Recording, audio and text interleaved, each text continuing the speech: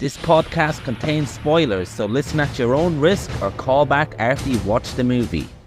You know who you call. Leave a message. Maybe they'll call you back.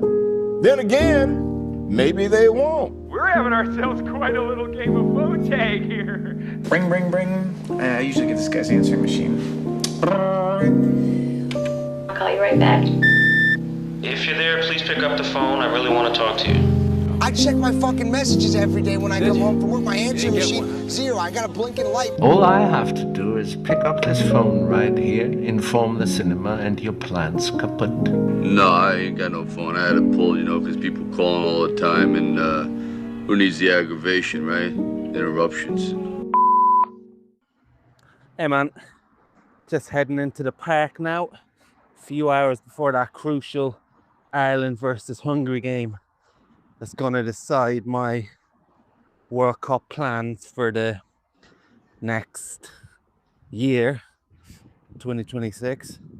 I'd love to go, but I'd be more inclined to actually try to go if Ireland qualify and Hungary are the team to beat. But anyway, yeah, I had a bit of a movie night last night and I watched Highest to Lowest, directed by Spike Lee. In an alternative dimension or reality, I had hoped to get to the original before this. I've had it in my movie collection for quite a while, and I did intend to watch this quite a while ago, but I never got around to it. The Kurosawa one. But yeah, it didn't happen, and there was a shiny new movie presented to me on Friday night. Denzel Washington, Spike Lee, the dream team back together, so I couldn't resist and I put it on, and I had wondered at what point would this influence the original version, should I ever watch it, and what differences Spike Lee would make. And I almost tried to compare it to a movie that I hadn't seen, if you know what I mean. But when it comes to the liberties in this movie based on the original, I think you know very well the parts in this movie where Spike Lee really makes this movie his own. Unless I'm completely mistaken, I can't imagine this being a faithful remake in what plays out in Japan in the 1950s. So, for all intents and purposes, I'm still very much enthusiastic to watch the original, having seen this, because I feel like it will be a completely different movie, for better or for worse. So I was already aware of the concept of this movie. Unfortunately, before I even started, I knew up until the point of the kidnapping, in which it doesn't turn out to be the character played by Denzel Washington's son. So it was almost waiting for the incident to happen early on in this movie for a good 20 minutes, probably even longer. This is long enough movie at 2 hours 15. Could have definitely done with shaving off 15-20 minutes, but anyway, so early on I'm waiting for this to happen. I'm watching it with my partner, who doesn't know a thing about this movie. And early on, and very much throughout this movie, it's very much the Denzel show, which is fantastic. He's an actor that I love, and I think you love as well. And it's been quite a while since his heyday, and quite a while since he's got really meaty roles. I know he was in that movie with Jared Leto not so long ago with a serial killer. Maybe meaty roles isn't the word, but A-list Hollywood material where he gets to be larger than life. And I think the last big performance I can remember from him is arguably one of his best, which is Fences. And we get a bit of Fences Denzel here, actually, to an extent. And I think before that, last big movie I remember is Flight, which I actually haven't seen, but I've added that to my movie collection since this movie, actually. So yeah, it's very good to see Denzel at ultimate Denzel.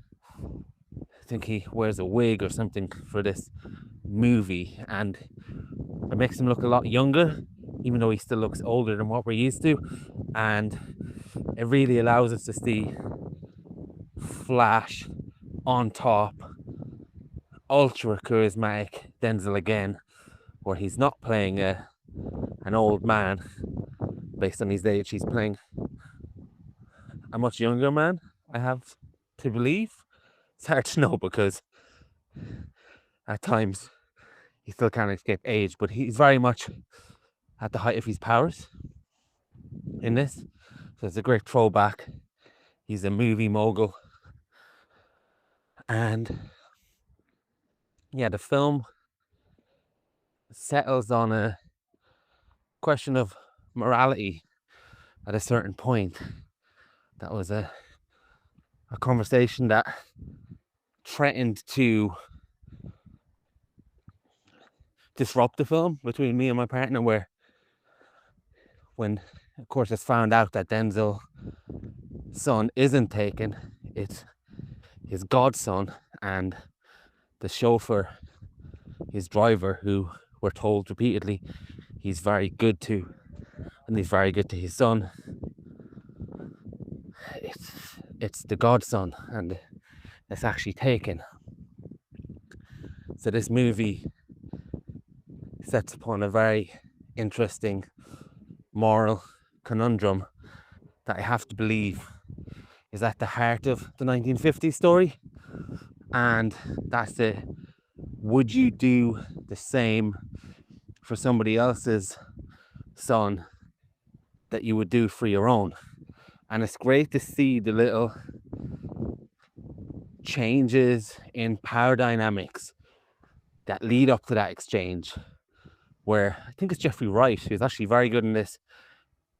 We see how they interact at a certain point in this kidnapping, where it's believed to be Denzel's son, and Jeffrey Wright is comforting Denzel, and he's still making jokes. He's very much in the circle, and Denzel is prepared to give 17 million, which is basically all his money, we learn, for his son. It would bankrupt them, but what you wouldn't do for your son. Then at a certain point, of course, it's revealed that, as I said, it's not his son. And then you just see a shift in the power dynamics, where now Jeffrey Wright is almost powerless to at the hands of what choice Denzel will make, and how their friendship is, and how Denzel views him as somebody asking him for money, and he's very reluctant.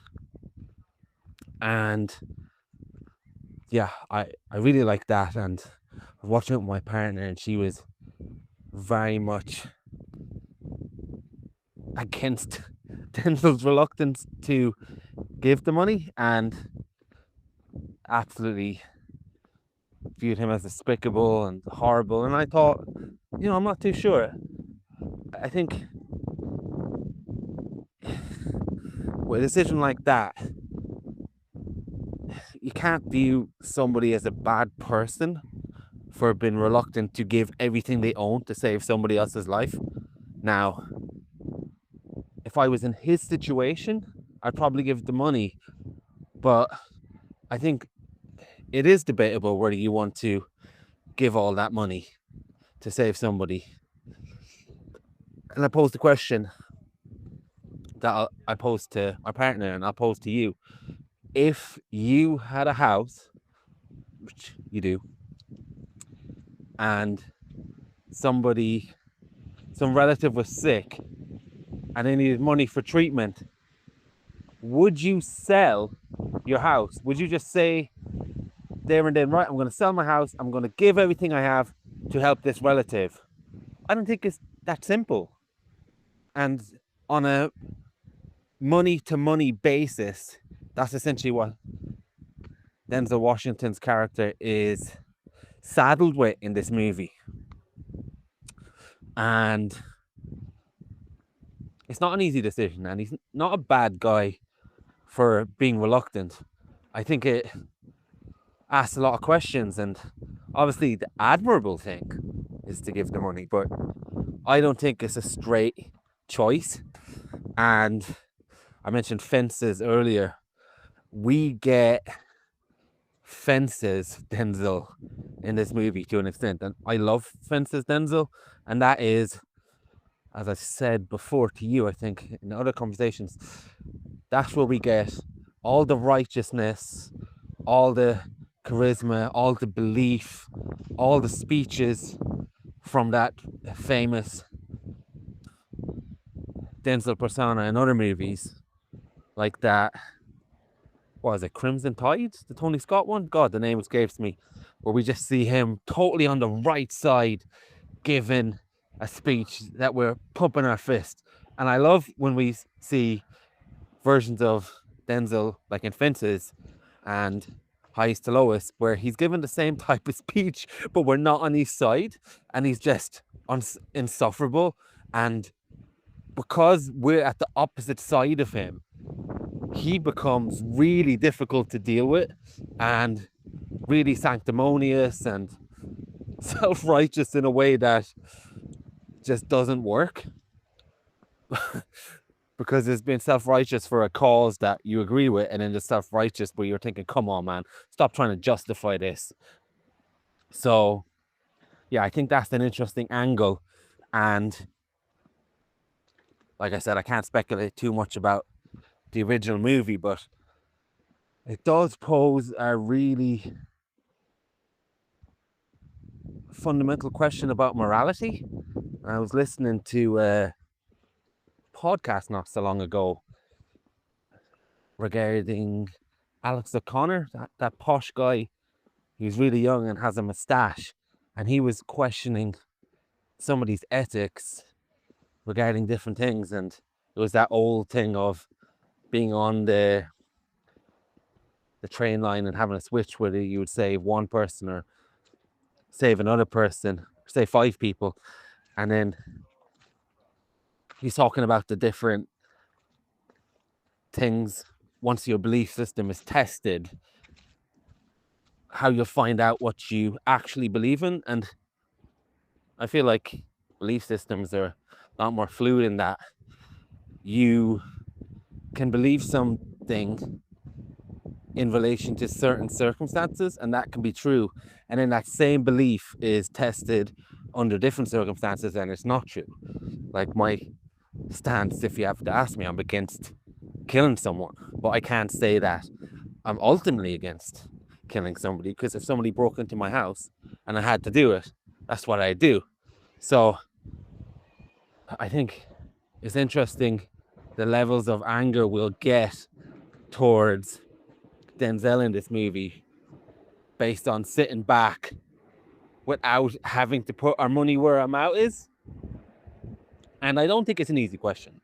And that question of morality is really a great central lever test philosophical question in this movie. And yeah, I like that element of it.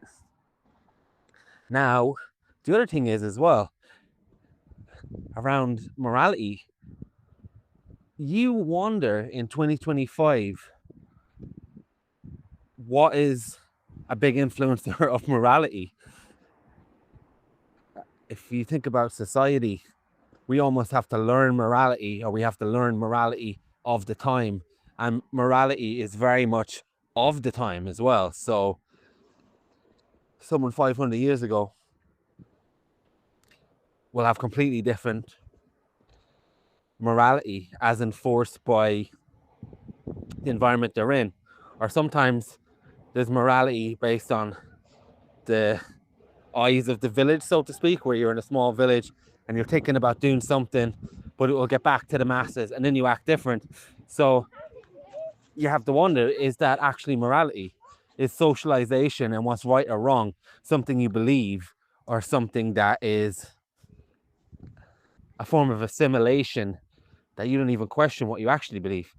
And in this, I really like the nice touches regarding social media. There's many times in this movie where,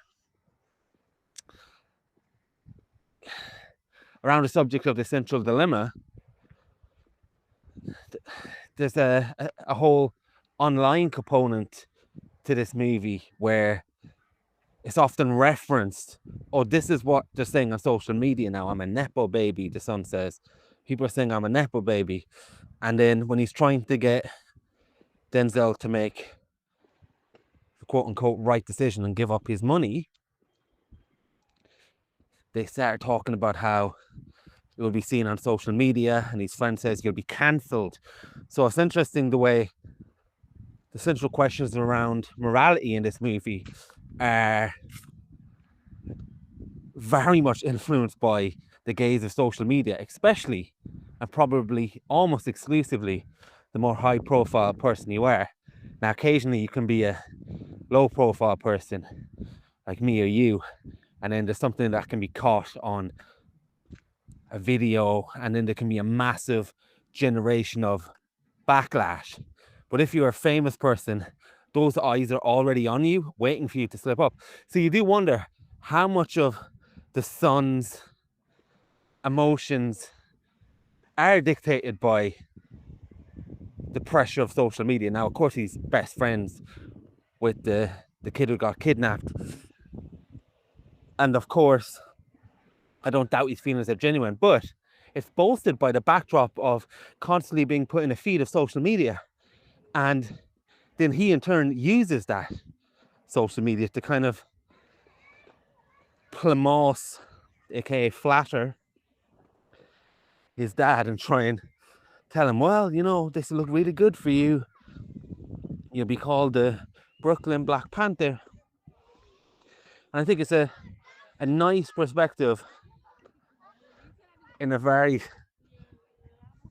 real way, to an extent, of the pressures that high profile people, because it doesn't necessarily translate, you don't have to necessarily be rich. But if you're high profile, which I presume this is Spike Lee speaking from his own experience, you need to be very careful in how the public perceives you in order to continue your work. So it does make you wonder how different these people act based on what is not necessarily the right thing to do, but what the public domain deems the right thing to do. So all that stuff is very good. Obviously, this is a Spike Lee movie, so we get some sharp dialogue. We get a bumbling, annoying cop played by, what's that guy's name? Dean Winters, who played Rhino Riley in Oz. In fact, there's a few Oz people here. The basketball coach was in Oz. His friend that works in the label had an episode or two in Oz as well. He also, I think, plays Brother Mouzone in The Wire, and Bunk makes an appearance as well. So it's very much New York casting, and I know Bunk, the actor, is from New Orleans, but maybe he's based in New York. So there's very nice assortment of New York heads in this movie that maybe not necessarily from there, but show their face. But yeah, all that is very good. And then I can safely say this is where Spike Lee departs from the original. And in a way, this is very much a refreshing movie as well, because it's not generically made. Spike Lee takes risks by today's standards almost every other minute, it seems at times, where he actually shows a insert of film reel at the Puerto Rican festival. Then he actually imposes the symbol of film reels, and he does a swipes of the, I think it's the music label, to do different scenes. And I don't think it's like in something like Strange Darlings where somebody is trying to imitate someone else like Tarantino. I just like that as a director, thinking, okay, I make movies the way I like to make movies. I guess they used to call it an auteur. And I'm in my own head, and I'm not really trying to imitate anything else other than myself, I guess, at times. And it just makes scenes that would otherwise be very, okay, this is how we competently make this scene, this is how we do it. It's almost like the TV version of film that you get nowadays, where it's very competently made. They've got their shots right, they've got their shot selection correct. This is how you tell a story in this way. But it's very generic, a lot of these things. The Netflix, I guess, effect. But even though this is meant for Apple, if I'm not mistaken, it's very refreshing just to see somebody who dances to their own drum. And the score is really good in this movie as well. But anyway, at a certain point, around the time where Denzel Washington decides to risky 17 million, you get a lot more thriller vibes, and we get a great scene with the cops on the subway, and I think the kidnapper is played by A$AP Rocky, and I really liked all that. And I presume the Kurosawa one is all about the moral dilemma. I could be completely wrong, but I really liked this becoming an almost Inside Man 2.0 at times, with the bag and the different scenes on the subway, and the baseball fans coming on and shouting, adding to the atmosphere. It's just all these little things that just add to certain scenes, and all the cops stationed at different places, and in the bag when he's in between carriages and someone pulls the brakes and then the bag falls down. Now you might say, well, what if the bag didn't fall down at that point? Well, I think the kidnapper on the phone would have said drop the bag, so I wasn't worried about something like that either. And then we get a really nice scene where, what's his name, Dean Winters is trying to track the various scooters and losing track. Oh, I really like that, and I really appreciated that element of it as well, because I already got my moral dilemma quandary worked out in my head by this point, and now I really got the popcorn entertainment, which was the sheen of this movie from the very start anyway. And I was really happy to see A-list Denzel of old go on this mission to track down the money after it was lost.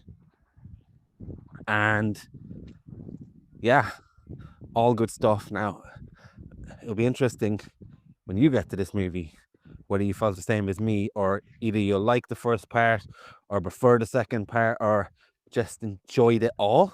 I don't know, but I feel this movie has different parts of the vision depending what mood you're in and depending what you're most interested in getting this movie. But as I'll say, it's probably a movie that explores at least one element that you really liked, and it came out about 50 years ago or whatever. So yeah, we get Jeffrey Wright, we get Denzel Washington on this great adventure, tracking down A$AP Rocky, and yeah, I really like that. And then as he tracks him down, and as he's going into the recording studio, turned to my partner and said, this is the type of movie where he could end up signing him. And I really like the detail as well of the song tracking him down, and he was somebody that was trying to get into the label. I really like that. But again, the police are completely stupid. You wouldn't have a Spike Lee movie without that. And also I feel like he drops in some public service dialogue at times as well, where he's talking about the ebony alert. I feel like that's very much, oh, you need to be aware of this thing that I've mentioned. That almost takes you out of it at times. But what didn't take me out of it, and what I thought was an absolutely fantastic scene, is when Denzel tracks A$AP Rocky down to the studio, and how they inhabit the dialogue and almost battle rap each other, but in a spoken word way. How that really is an artistic flourish, but at the same time you could kind of see it happening in a strange way because they almost try and one up each other, and in a way they've been trying to one up each other throughout the movie, and they're both very proud people who think they're cleverer than the other. So it kind of makes sense that they're both showing their dicks almost in that scene where someone drops a few lines and then his retort is to convey a few lines as well. But crucially, it's in line with the characters, it's in line with the movie up to this point. It's very entertaining and it doesn't stick out of place, and it just works brilliantly. And it's just really refreshing that we get a scene like that. I know it's Spike Lee's style in a while, in a way, should I say, and he's done monologues and stuff like 25th Hour. He's probably done it in other movies that I forgot about as well. And I know there's a great scene at the end of Blind Spotting where the main character drops a verse to the policeman. But this is just refreshing in the way that in a movie like Sinners, where we get this scene in the music of the different ancestors in the jukebox, I just like that there's somebody thinking outside the box and they decide, yeah, I'm going to go about this a different way. This would be a really cool way to convey this scene and convey this drama. So I thought it worked really well, and had the movie end there, I would have been very content. And instead we get a shootout. We get a scene back on the train where a much older Denzel beats the fuck out of A$AP Rocky, which kind of believe because he looks a bit skinny, but it's testing the grounds of credibility. And yeah, I think the movie was probably past its end date by that point, and it just went on a bit too long, and we get a few false finishes of end scenes. We get that music video based on that song that's very catchy, and there's probably something culturally or specific to Spike Lee or specific to living in New York, specific to being African American, I don't know, there's some specific to the music industry that I was a little bit unsure what was meant to be conveyed by those scenes beyond that point, where we get the scene with the girls in the music video, and then we get the scene with that beautiful singer at the end and the piano, where Denzel Washington starts his own label. I don't know, was that him meant to be imagining what it would be like if he created something soulless and then he went for something that involves so much pure heart and soul? Was that meant to convey that? I'm not sure. Was it meant to convey that he had found his love for music instead of the business again? Lots of questions, but I felt very lost around that time, and I thought the movie probably should have ended a little bit earlier, because like we see in movies like True Romance and Glorious Bastards is another one. Once you get the best scene in the movie, you kind of should get out because it somewhat harms the rest of the movie because you can't hit that high again. And this movie definitely hit a hell of a high in the recording studio.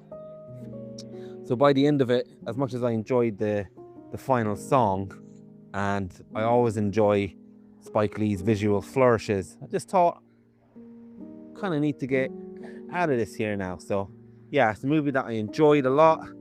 It's very familiar to me, being a kid of the 90s and a fan of the 90s. So yeah, I don't know when you're going to get to this movie. I don't know if you need to watch the original first in your mind, but just let me know what your thoughts are when you ever do get to it. Hey man, apologies if this is a bit of a low energy response. I'm pretty exhausted. Been up since 5 a.m. and it's about 11:30 at night right now. Not really the right energy for a Spike Lee joint, but I'm a bit stretched at the moment. Not sure when I'll get another opportunity to respond to this anytime soon. And yeah, you've sent me this voice message Saturday. Right now it's Wednesday, so we're already going back quite a few days for yourself.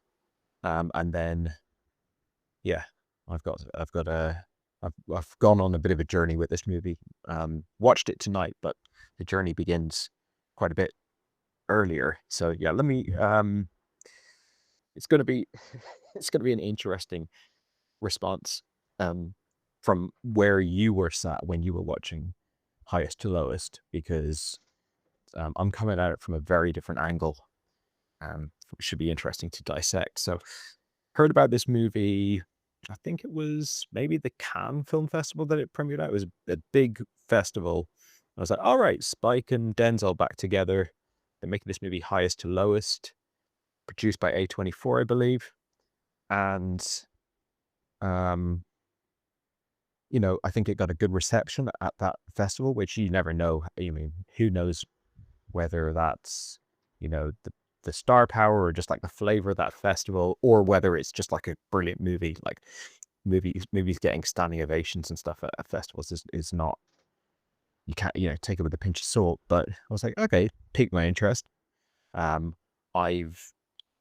loved certain Spike movies over the years. I've disliked certain Spike movies. But as you said, he takes big swings. He's doing his own thing.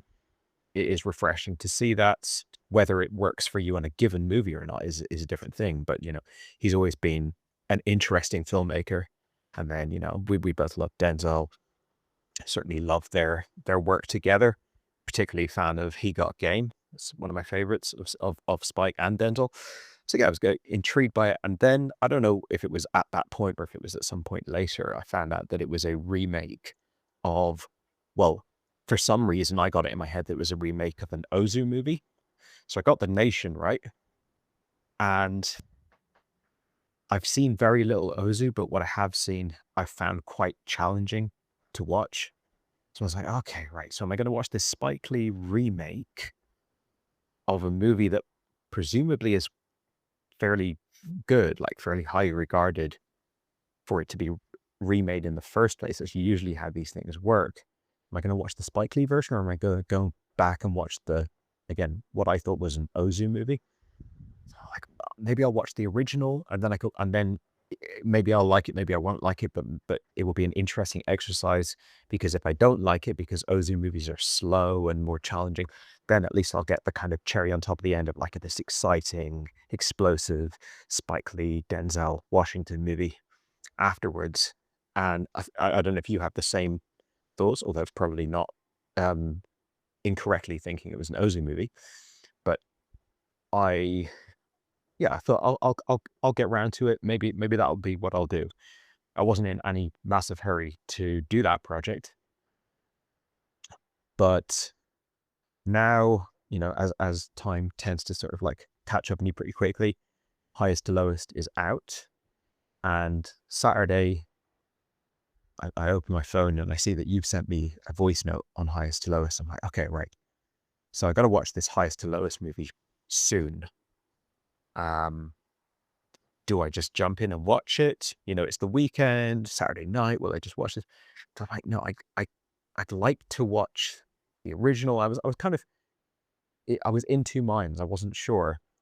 And then you told me that it's not actually Ozu, it's Kurosawa. Now, I haven't seen a great deal of Kurosawa either, but the films I have seen, I've found quite entertaining and I've liked a fair bit. So that made me feel like, okay, maybe this high and low movie is not just going to be like something that I find very taxing to get through. So I was like, okay, I'll see what I'll do. Maybe I'll just watch Highest to Lowest. Maybe I'll watch High and Low. And then I think Sunday, so you sent this voice note on Saturday, and then I believe it was Sunday that my daughter woke me up at like 4:30 or 5 or something. And that's been happening a lot lately. It happened this morning. It's happened a lot of recent mornings. and sometimes I can get back to sleep, but generally speaking, I can't. So I headed downstairs and, made myself a cup of tea, woke myself up a bit, and then thought, you know what? I'm going to watch this High and Low movie because I'm not going to fall asleep while I'm watching it. It's not like I'm watching it at the end, like late into the night when I'm really tired and I'm stretched. I was like, I'll watch it. It's a Sunday morning. I'm not working later. It's all calm and relaxed. I'll throw it on. And so that's the journey that got me to High and Low. So I'm again, we're talking maybe like 4 days ago at this point. And I had a really interesting experience with High and Low. Still sort of almost like not second guessing myself, but like that thing of like, do I really feel the way I feel about it? So have you ever seen a movie or listened to an album or, I guess interface with any piece of media and just like you get to the end of it and you're like, is that the best album I've ever heard? Kind of thing like that, just extreme reaction of like, that was so far beyond just amazing. Like that's tapping into like another level of quality. And you're kind of your rational mind is going, cool, hold your horses, chill the fuck out. Like you've seen thousands of movies.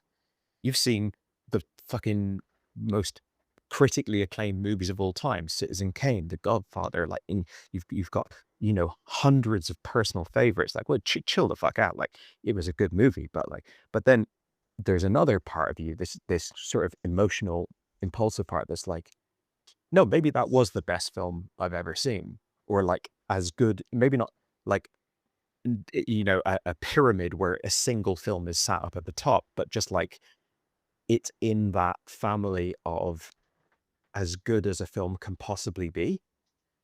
And that question of how highly I would regard High and Low is one that I feel that's an open question, and you can get back to me in 20 years and I'll maybe have a more concrete answer on that, because the likes of The Godfather I have lived with for decades and watched many times, and I'm very much in the heat of the moment with High and Low.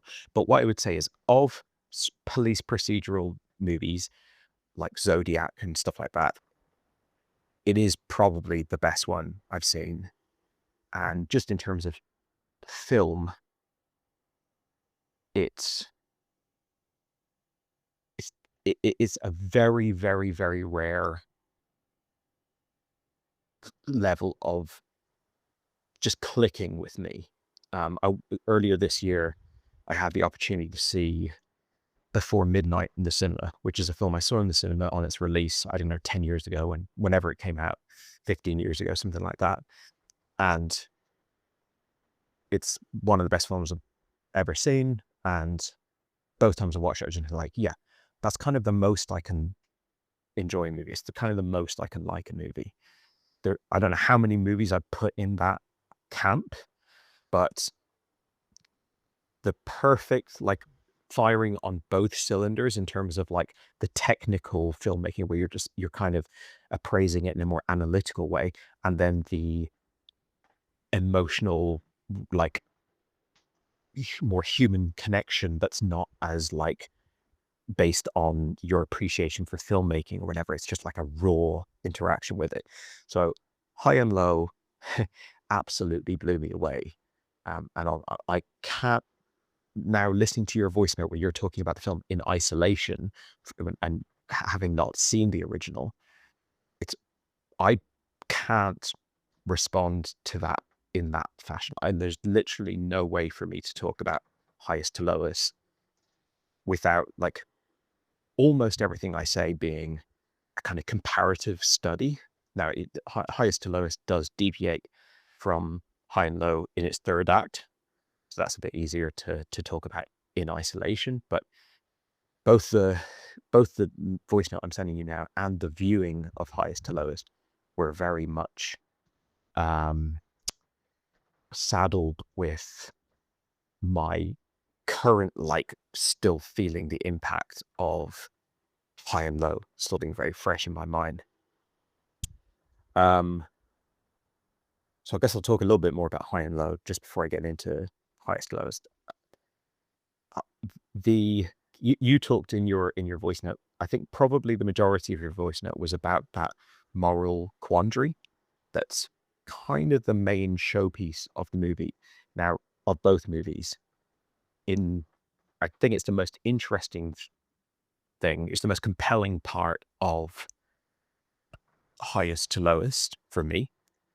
And it is I guess the original High and Low is sort of like the first half of it, and it's not exactly half, like as in 50-50 of the runtime, but sort of the first half of it is the moral quandary, and the second half of it is the police investigation to try and find the kidnapper. And the police investigation stuff is masterful and incredible, and it's like, I would say unrivaled, but it's still something that we've seen in many other movies, whereas the moral quandary thing is sort of unique to this movie. It's based on a short story, which I believe is an American short story, and I think Kurosawa was very infatuated with American cinema, and there's, a lot of sort of back and forth between America and Kurosawa influence going both directions. Then he makes Highest to Lowest, and that short story has been adapted many times. And sorry, he makes High and Low. That short story has been adapted a number of times, and the film High and Low has been remade multiple times. So there's a whole legacy of works that are in and around this story. And Highest to Lowest, of course, is the latest of those. But I think even in the last couple of years, there's been one from Soderbergh, which is a mini-series, I believe. So obviously, I've only seen High and Low and this Highest to Lowest, so I can't really comment on the other ones narratively, but I wouldn't be surprised to find that the thing that they're all kind of latching onto, because it is the most sort of like high concept, interesting part of the whole equation, is what if a super rich guy had to pay a ransom, but for his, not his son, someone else's kid is going to die if he doesn't pay the ransom. And that's really interesting, and you get tremendous drama out of that. Now, almost everything in Highest to Lowest, at least the first two acts, is in High and Low, but it's all done differently. So, one example, just on the subject I'm talking about, that main kind of quandary, is in Highest to Lowest, the Jeffrey Wright character is sort of like, almost like a brother to him. It's mentioned very early that the kidnapping victim is Denzel's godson. And him and Jeffrey Wright have this sort of like blood brother type relationship in a way. I mean, there is clearly a employer-employee dynamic as well. And there's a delineation of power and stuff like that, which is, I think, the very first time we see Jeffrey Wright, he's like getting out of his car door to go around and close Denzel's door that he's gotten into. So they're definitely showing you that there is a power dynamic. But in the original, the guy is literally just his chauffeur. Now, the chauffeur's son does play with the protagonist of High and Low's son, or I guess like I don't know if they call him the protagonist, but like the Denzel character. Because that's another difference between them. Denzel is the protagonist the whole way through Highest to Lowest, but forget the name of the actor. He's in all of Kurosawa's stuff. Is it Tashiro Mifune or something? He sort of takes a backseat to some extent in the second half of High and Low. But the sons are friends, but the chauffeur guy is literally just his chauffeur. He's just like a working class guy, part of the staff of the house, essentially. Like, he's the hired help. So there's no like, we go way back, we're blood brothers, that kind of thing. It's literally, would you throw away everything for the chauffeur's kid? Which is a very, like you said, it's a very, very interesting piece of subject matter. Also, the original sets up the stakes, right? The opening scene is kind of sets up the entire stakes that if he does this, if he jeopardizes the finances that he has earmarked for this deal, then he will lose everything. He will become poor. They'll go into ruination. The remake by Spike Lee has Denzel still sort of like hustling and jostling for a position, all like after the kind of the whole way through the movie, whereas I think in the original it's more the writings on the wall. It's spelled out like this is like within this time frame. If it's not delivered in this time frame, it's like kind of game over for him and his wealth. And there's very interesting stuff between him and his wife, and his wife comes from wealth, and yeah, the I guess that quandary is, even though it is the most interesting part of Highest to Lowest, it's dissected in much greater detail, I think, with much better acting and much better filmmaking, and it's put way up on a pedestal without really anything distracting from it for just shy of an hour. Basically the first hour of High and Low is in this one house, practically just in one room of a house. Long, unbroken shots. It's not like cutting, lots of different camera angles and people's reactions. It's just these wide shots where you can see all the police officers, all the characters on screen kind of anguishing over this, and then occasionally phone calls coming in from the kidnapper. Whereas Highest to Lowest is more, like you said, it's more like Inside Man.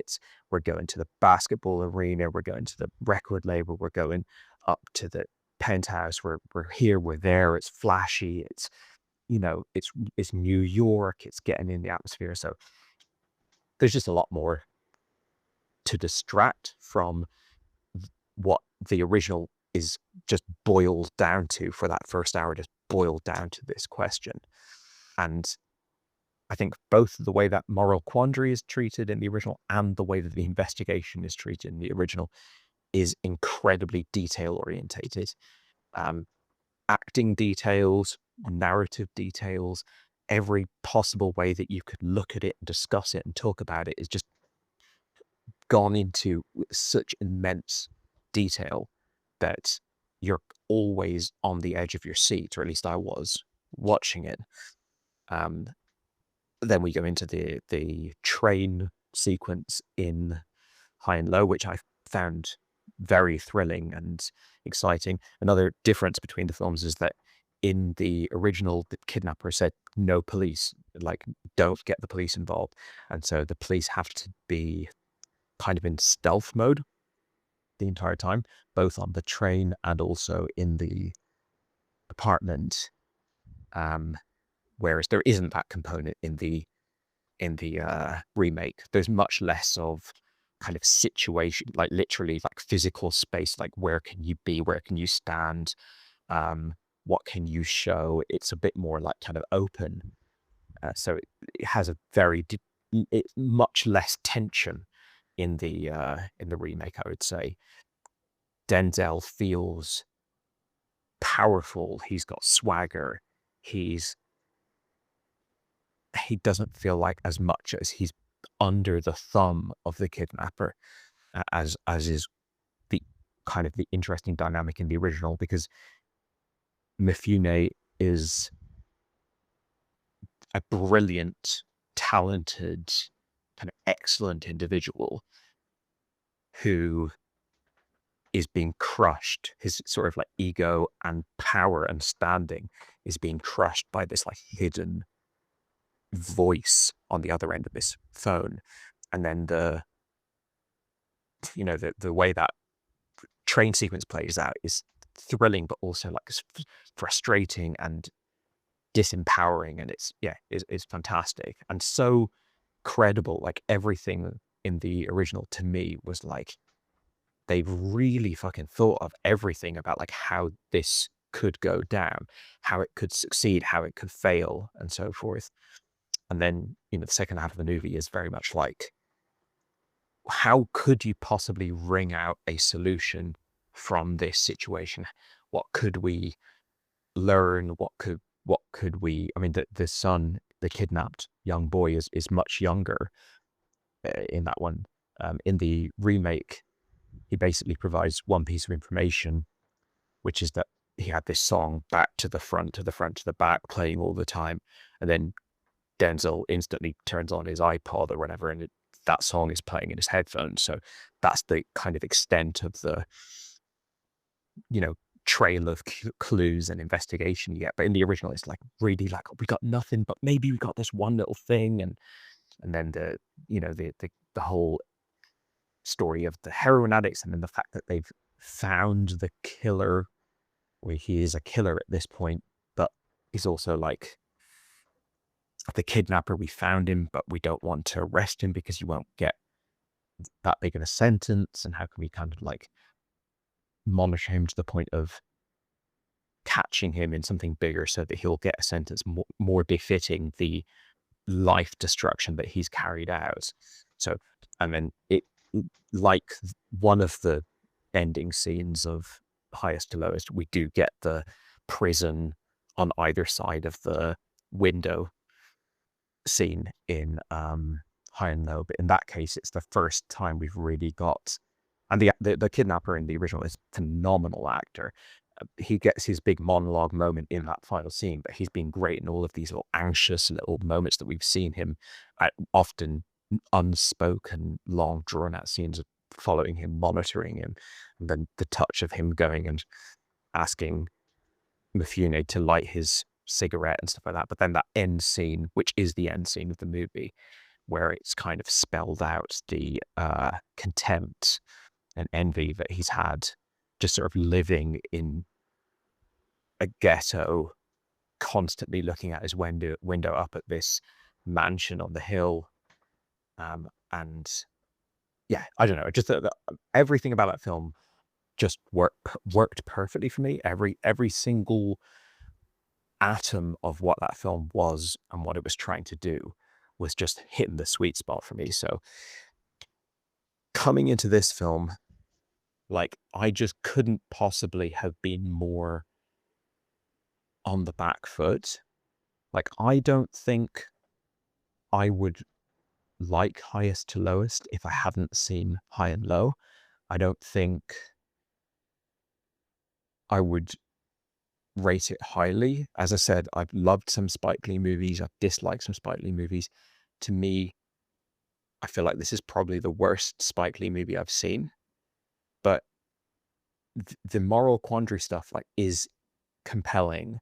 The like Man on Fire, Equalizer, third act where we go into like Denzel superhero mode it's still that like kind of like basic, Denzel's got a gun and he's marching around like kicking open doors and stuff.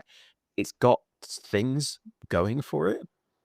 But for starters, for the first two acts of the movie, every single like thing that happens, I'm just seeing something that I knew was coming up, and I'm just seeing like a way worse version of it, at least to me, than the original. I mean, like, really every single element, and I don't think this is a negative for the movie. I think, like, fair enough, you're making a remake.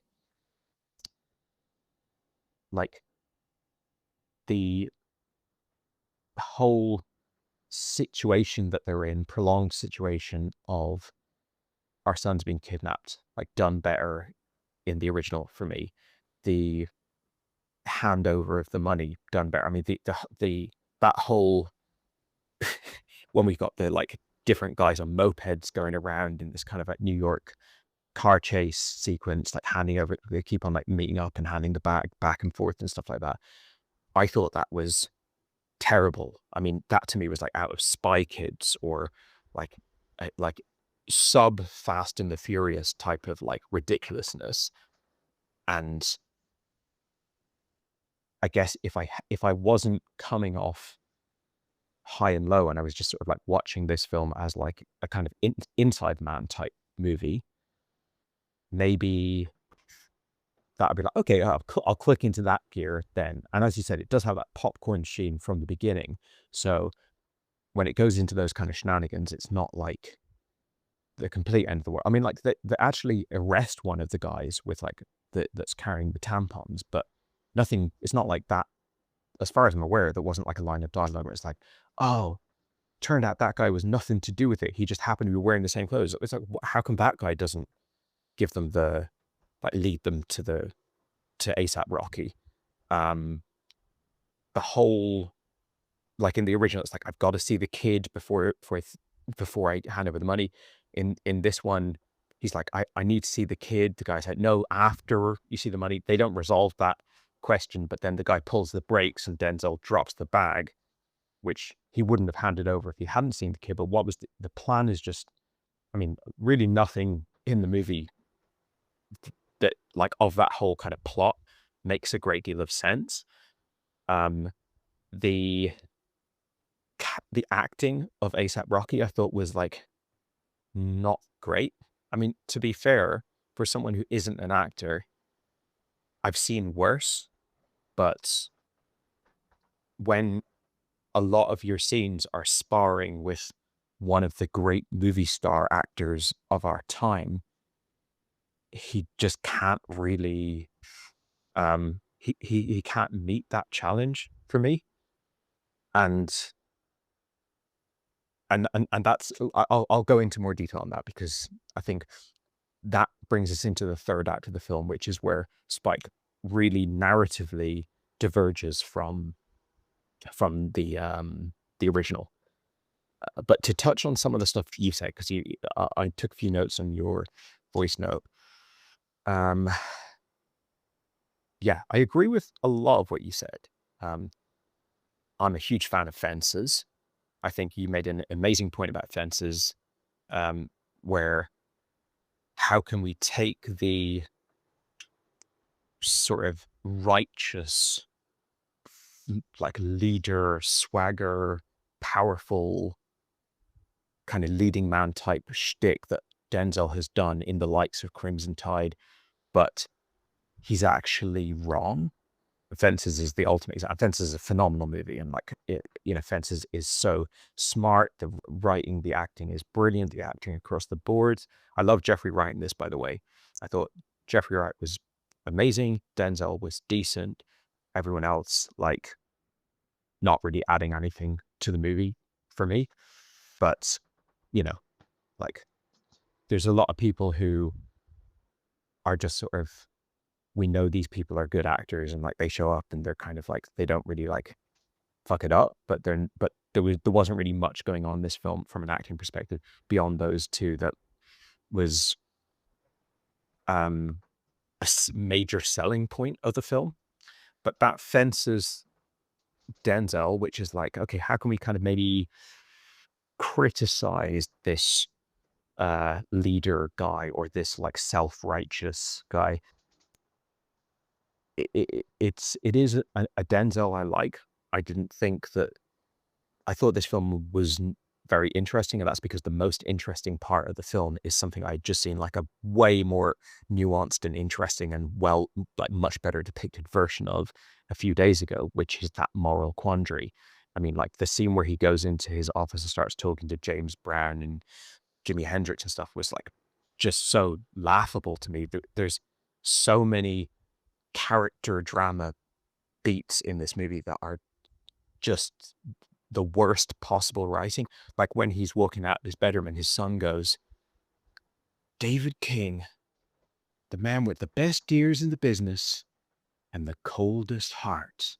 And it's like, there's just time and time again, this movie will do, like, you can't possibly do worse writing than that. So it doesn't really matter whether you've got like one of the great actors of our time trying to pull it off. It's challenging material to get right.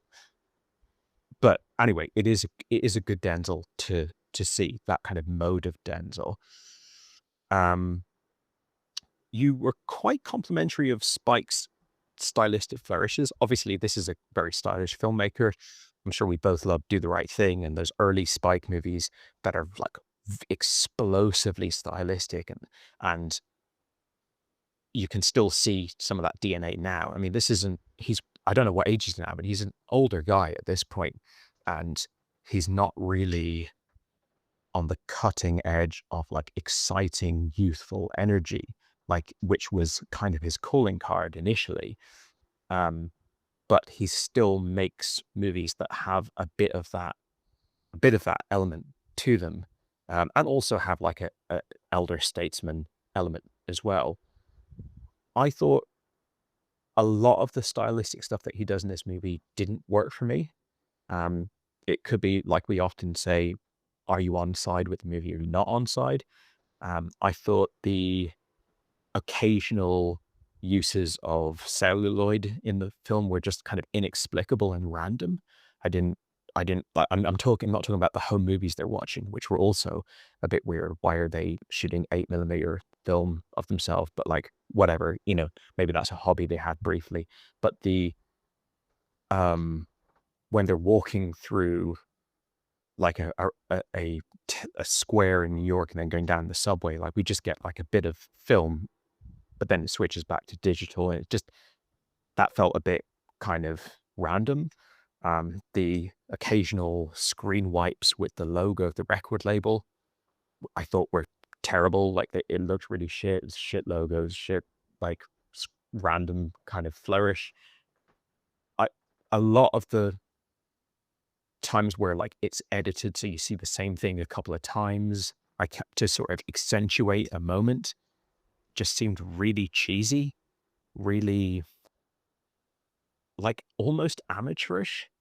So a lot of the styling I didn't like, but then when you get into that recording booth, we got Denzel and A$AP Rocky sort of sparring. That's very classically Spike from a stylistic perspective.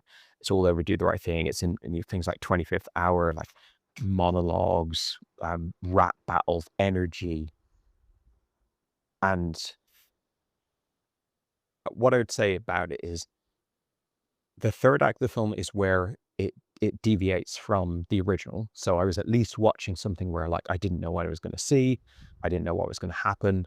I wasn't seeing direct analogs of great scenes I'd seen a few days previously for the most part. So it was a fresher experience. Again, I don't think A$AP Rocky can hold his own against, I think it's quite heavy material. I think the antagonist in High and Low, his scenes, and especially his dialogue scene at the end of the movie, is really intense material, and the actor does an incredible job.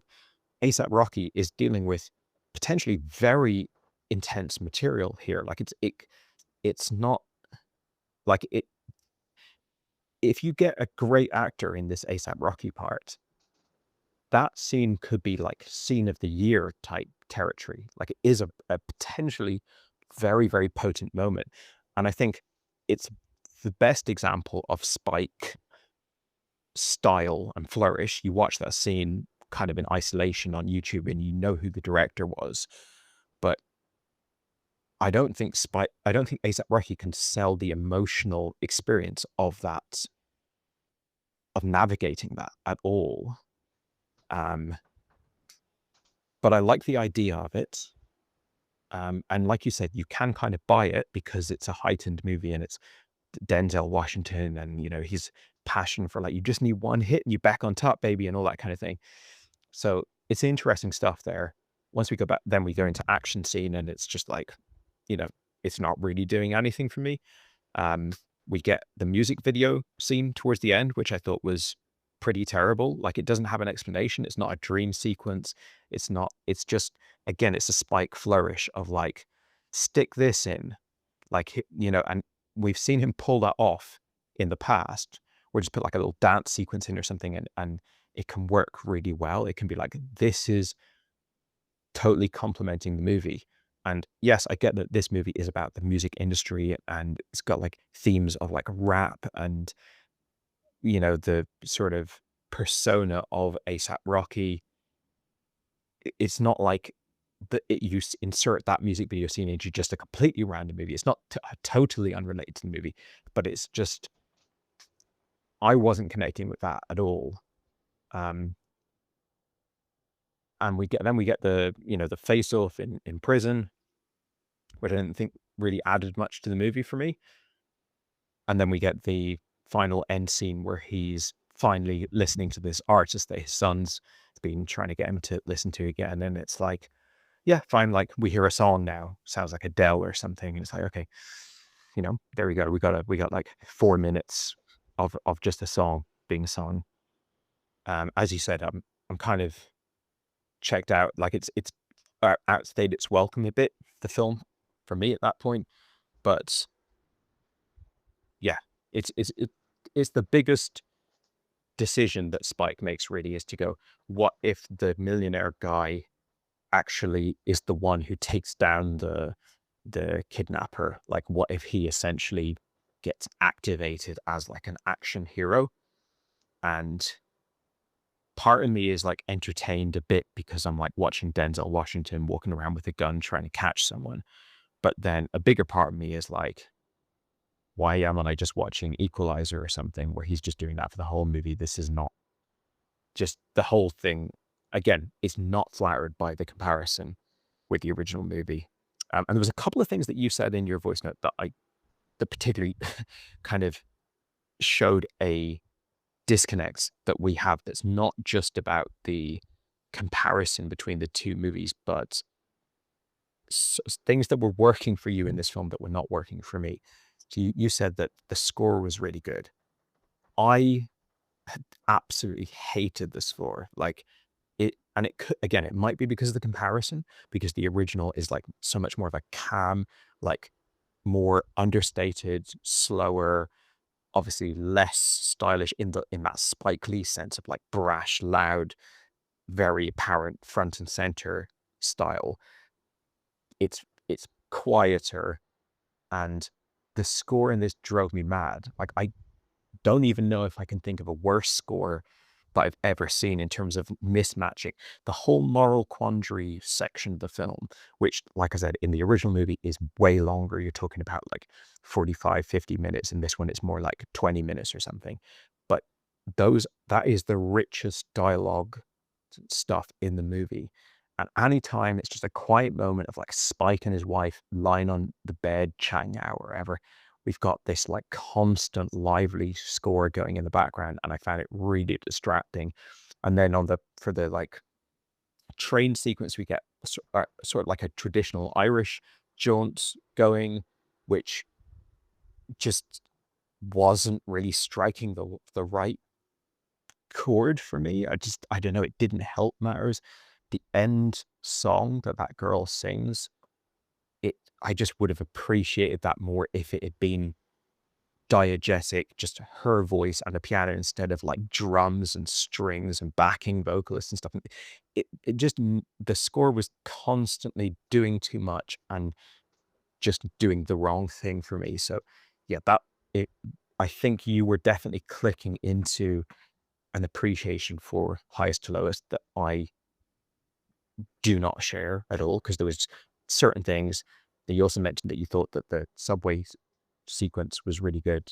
And again, I thought that was terrible. I mean, the stuff on the train itself, I didn't mind so much. It was very generic and weak to me, but it was just inoffensive. But once you get into the gang of like motorcycle bandits, I was just like, what am I even watching here anymore? And again, not helped by the fact that I'd seen one movie a few days ago and then gone into this and just seen, and that Spike Lee has absolutely no responsibility whatsoever to like respect anything from the original or do anything similar to the original. So this is not me criticizing the film. This is more just me explaining how, when you've got one thing fresh in your mind, you're watching the thing that is like a remake of it like features almost everything in at least the first half of that original movie, and then but is doing everything a bit different, and it's just very hard to not to detangle them. Now, if I'd seen them years apart, maybe it'd be different, but again, I didn't really get much out of anything in Highest to Lowest, and it's a long movie. The original is long. I think the original might be longer, but yeah, wasn't a great viewing for me. But now it would be interesting to hear your thoughts, because I think in the interim you've gone back and seen the original. So I always think with these movies, when it's like a remake or whatever, it is partially which one did you get to first. You might get to it's not that you'll always think that the one you got to first was the better one, but whichever one you get to first gets the privilege of delivering certain stuff to you fresh. And you mentioned that you had already knew that there was like a kidnapping plot. So I knew absolutely nothing about this. I just heard like Denzel and Spike are making a movie called Highest to Lowest. I assumed it was a finance related movie like The Big Short or whatever. Then I found out that there was like a Japanese original, and then I mistakenly thought it was Ozu, and like that's all I had. So when I went into the original, it starts with a scene of a meeting between directors and board members or whatever of a shoe manufacturer, and there's this conversation about like I know you want to start making these new ones because they're cheaper to make and stuff like that, but they're flimsy, they'll fall apart. That's not my philosophy. That's not what I want to do. That's not why I go. And I'm like completely engrossed in that, having no idea if the movie will ever be about anything more than that. Like I had fully accepted the idea that this was literally just going to be a film, like a drama about the life of a shoemaker and his business. So I went into the original, and every single thing it did, it got to do that for me for the first time. Whereas the remake, the only time it was able to give me like fresh stuff was in the third act, when it turns into more of a kind of classic scorched earth action movie type thing. Or not quite scorched earth, but it's like that. We've seen a lot of those Denzel movies. Whereas for you now, going back to see High and Low, I'm just trying to think of that experience, because it's interesting, because there's stuff that Spike does in, like, for example, the investigation into who kidnapped the boy in the Spike movie. That's like a brief scene in the hospital of the kid being interviewed. He mentions the song, then the listening to Denzel listening to the song, and he looks up who the rapper is, and then Jeffrey gets texts his old friends from the streets and gets the address, and it's like that's kind of it. So you now watching a version of that that's probably 40 minutes long. I mean, that scene in the police briefing room where they're going through the map and all the different police boxes, and just all of the police work, boots on the ground, going from phone box to phone box. And did he mention that it was really hot down here, and just the going over and over everything in so much detail. It's just incredible. It's so well shot. The original is just you could watch it muted. It's just a filmmaking and cinematography masterpiece, but the stuff in it that is so drawn out. So I wonder what the experience for you now is watching something where you kind of how it ultimately ends, where it plays out to, but you're living in that moment for a way more prolonged period of time. Is it frustrating? Is it kind of come on, get to the fucking, let's get going, let's fucking make this decision. Are you going to pay the money or not? I've seen this, and why are you taking so long with it? Or is it enjoyable kind of seeing, maybe it takes the load off of this, what's going to happen, and you can really focus in on the acting and stuff. So I'm fascinated to hear how it goes for you. If you like it, if you don't like it, And if you feel that watching highest to lowest first had an influence, and if so, what was that influence? So yeah, let me know what you thought of high and low, and we can bring together our takes by discussing this further. Hey man, just getting back to you now about your highest to lowest voice note, as well as your high and low response as well, which are almost interchangeable within the voice note about which movie you're actually talking about at times, because obviously you watch them one after the other, and I had just watched highest to lowest at the time. I'll probably have to set a few caveats and a few filters before I get into my response and answer some of your questions. But I definitely wouldn't have watched high and low in the setting and time of day and feeling of what type of movie I wanted to watch if it wasn't to get back to your voice note, but in some kind of respectable time where you'll be able to still remember the movie. And I certainly wouldn't have watched it so close to highest to lowest, even if I was in the mood of watching a Kurosawa movie, and even a movie from a long, long time ago, which you have to be in a specific type of mood for.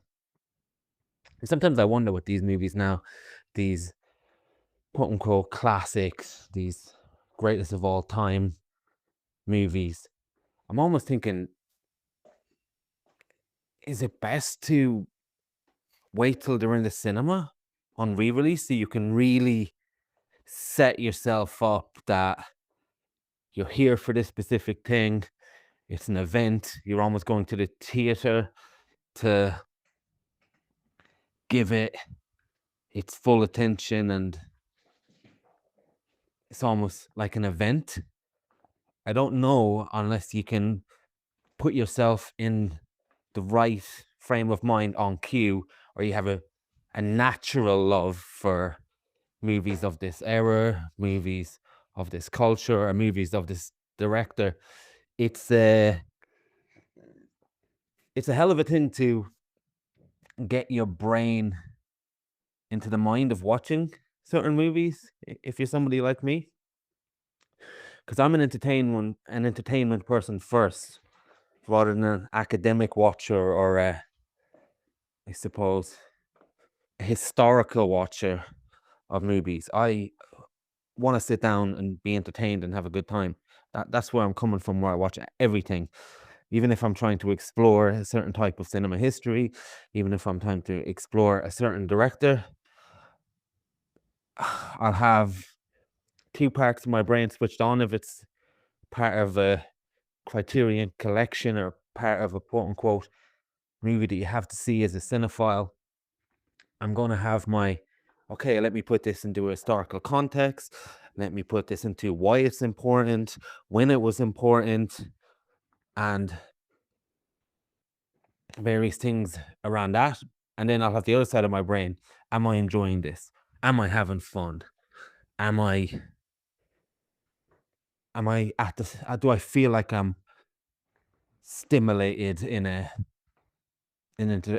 entertaining way? Not to say that every movie needs to be Terminator 2, but even something like Perfect Days is extremely entertaining for me, or Before Midnight, as you mentioned, is extremely entertaining for me. And yeah, with this movie, on a, let's say, I don't know what the correct term is, but on a pure, I don't know what the word is, I'm struggling. I can tell in many ways that High and Low is the better film. It's the more carefully crafted film. It's the more prestige film. But I was much more entertained by Highest to Lowest. I had a much more fun time. I wasn't challenged in my concentration. I wasn't at a film school class when I was watching that movie, for better or worse. I certainly felt at times like I was at an appreciation rather than something that is a spectacle in terms of what my eyes were being stimulated for. Now, in a way, I really wish I saw High and Low first, because everything I'm saying can be taken with a grain of salt. It really can, because as you mentioned, normally the movie you see first is is the one that probably affects you the most, because it corrupts somewhat your narrative experience. It corrupts somewhat of your comparative experience, because now you're comparing something instead of watching something for the first time, whichever way you want to watch it. And I was stung a little bit by another Kurosawa movie that I actually haven't seen yet, but I've seen the remake without knowing that it's a remake, called Living. I think it's Bill Nighy, if I'm not mistaken. And that is a remake of a famous movie that I'll butcher very infamously with my lack of Japanese. I think it's Ikuru or something like that. And I'm not really in a rush to watch that either now, because I didn't particularly have a great time with Living. And to go back to see a remake of a movie that I didn't see, it's not something that's going to appeal to me anytime soon. So in a way, I feel like I have wrecked one viewing experience of Kurosawa that I could have had, and I've wrecked another one potentially based on another infamous movie. And on top of that, one of his most famous movies, Seven Samurai, is remade into Magnificent Seven, if I'm not mistaken. So this guy has been around in my life in various ways for a long time now, since I was a kid, in the case of Magnificent Seven. But I think this is the first movie I've seen by Kurosawa. And I definitely do want to give him a fair shake, because obviously he's revered. Obviously, I have loved many movies from a long time ago and from many different cultures and countries. So it is very unfair to almost judge this movie, having not seen it under the ideal circumstances. And had I seen it the opposite way around, I might have absolutely loved this movie. And so to answer your question, is it one of the best movies ever? Potentially. I couldn't possibly say. Do I think so? No. But here's the thing, right? So, rough timestamps between these movies, and I didn't write them down, so it might be very rough. But the whole I've taken the wrong boy kidnapping dilemma in the Spike Lee movie takes 45 minutes to even begin, almost. And the moral dilemma takes up a hell of a long time of that movie. In this, in 17 to 18 minutes, it's resolved that they already took the wrong boy. And then they get the boy back really, really, really quickly in the Kurosawa one. Now, the fact that I'm thinking that, the fact that I have a space to compare that while I'm watching and while I'm talking about it is a problem in itself. Because I'm already trying to fit into a rhythm of a movie, having a different experience of a rhythm of a remake. And that's a big problem. You cannot overstate how much seeing a different version of something affects the rhythm of what you're watching. It's almost impossible. And I wonder how much of a different experience you would have had with the Spike Lee movie had you not seen the original as well. I imagine you would have liked it a hell of a lot more, personally. Obviously, it's impossible to judge, but you're comparing it to something else, and your brain is already tuned into a different frequency, almost. So I thought the original was missing a big presence in terms of a central performance that was filled by Denzel Washington in the Spike Lee movie. And as much as the person who plays the Denzel character in the Kurosawa movie was an interesting character, and in a way, a more interesting character, it was like there was a massive hole missing in my screen. And I thought the morality side of it and the balance of morality was way more entertaining and way more interesting in the Spike Lee movie. For one thing, it is mentioned in the Kurosawa movie that it's his wife's dowry anyway. And that really puts you down how you feel about this guy. Whereas in the Denzel movie, that's not the case. He's built up his money. He's made himself from nothing. And he didn't get any help to begin with, from what I remember. And it's much more a difficult decision. Sorry, not a difficult decision, but it's almost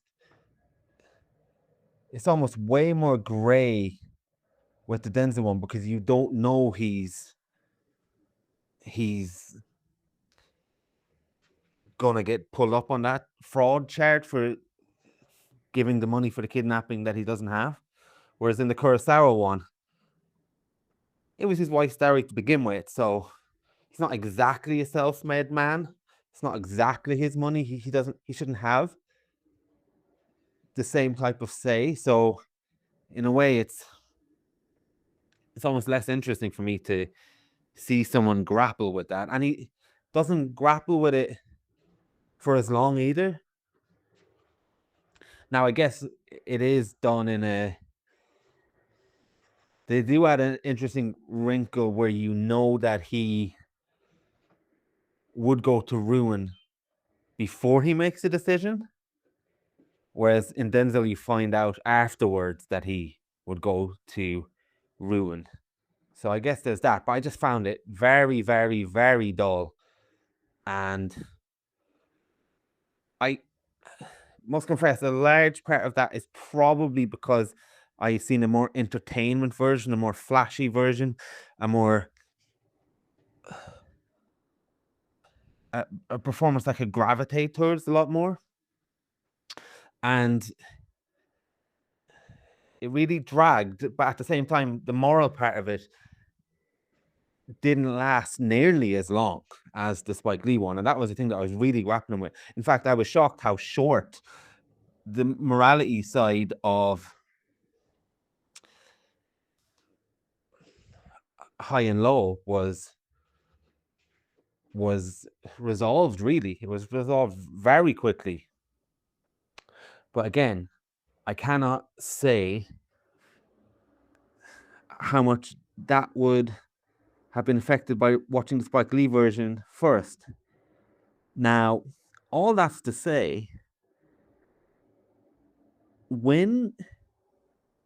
from the moment the Kurosawa one gets on the train to the end of the movie, which is you got a full hour and 15 minutes to go beyond that point. When it becomes a procedural, like you mentioned, like Zodiac, and it's almost a little bit like Rafifi from the kidnapper's point of view, because he's pulling off a heist almost by the time it goes to that train. That was brilliant. It was really classy. And you mentioned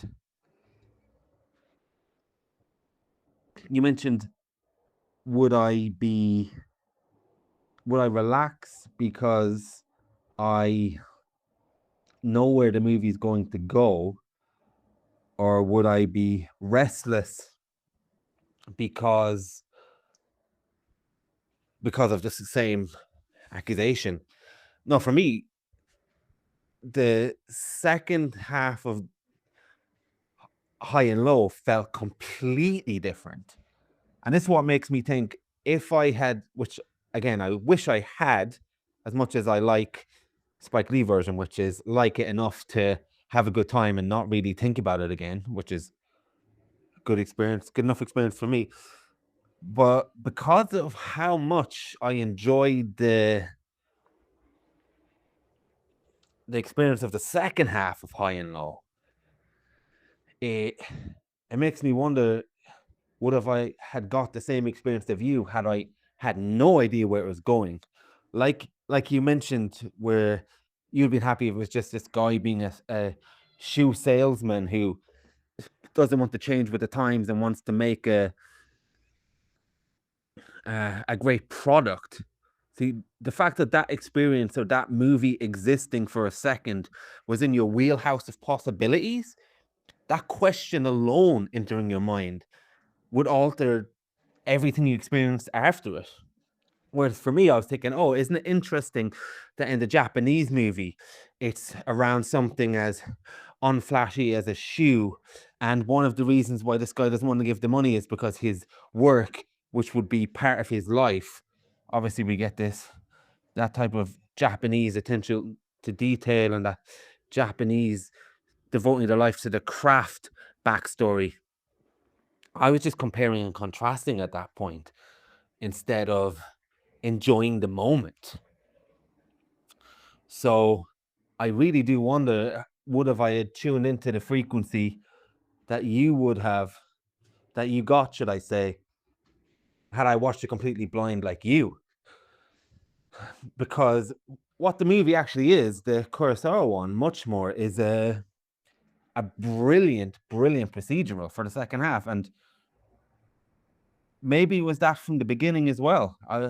But I wasn't able to see that. And for instance, in the Spike Lee version, when it gets to the train, there's so much razzle dazzle happening.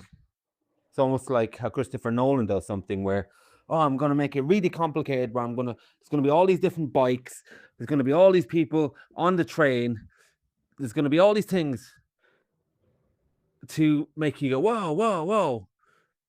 Like, oh, this is epic. But really what it is to distract you from the fact that it is a much lesser idea and quite ridiculous. But I really like being razzle-dazzle. That's part of the cinema. All those things are to heighten your senses, to make you feel like something big is happening. Obviously, that works really well in stuff like The Wolf of Wall Street, where you keep going bigger and bigger to heighten your senses, to experience that level of money, that level of power that Leonardo DiCaprio happens. all these things with the motorbikes, all these things with the crowds on the train in the Spike Lee version is meant to give you the experience of shit, something big's happening here, something big's happening. Whereas in the Kurosawa one, we get this little detail about the suitcases, which I had attributed to, oh, right, this is where Spike Lee got the idea that the money had to be a certain size, which actually makes no sense in the Spike Lee version. And then when they're on the train, the suitcases were that size so they can fit out the train window and be thrown out the window at a certain point in between the stations. See, that's not razzle dazzle. That's just brilliant. That's just a small little genius detective story detail, right? Where it's just a simple idea. No need for bells and whistles, but when it happens, it might as well be the twist at the end of The Sixth Sense or something. It's you're just thinking, wow, wow, wow, wow. And then from then on, it's just brilliant details. Like something like The Wire or something like The Bureau, which is this French spy show I've been watching lately, where it's just like it's all doesn't have to be razzle dazzle. I like razzle dazzle, as I said, but God, when these little details, as Bunk would say in The Wire, this is police work. This is proper police work what we're doing here. And it was proper heist work in that train scene. And then from that point on, it was proper police work. There's about 60 of them in a room trying to figure out these little details, and they're fanning themselves while they're going through the details of the case. All that is fabulous. And the scenes where both the chauffeur and his son are trying to investigate at the same time as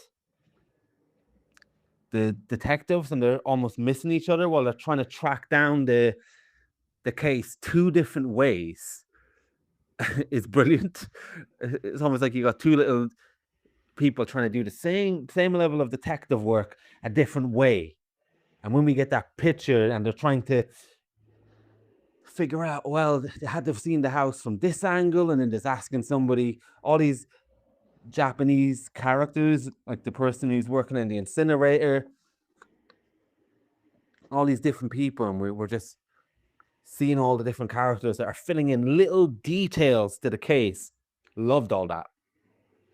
Like that is just on a different level to seeing Denzel do a fist fight on a train.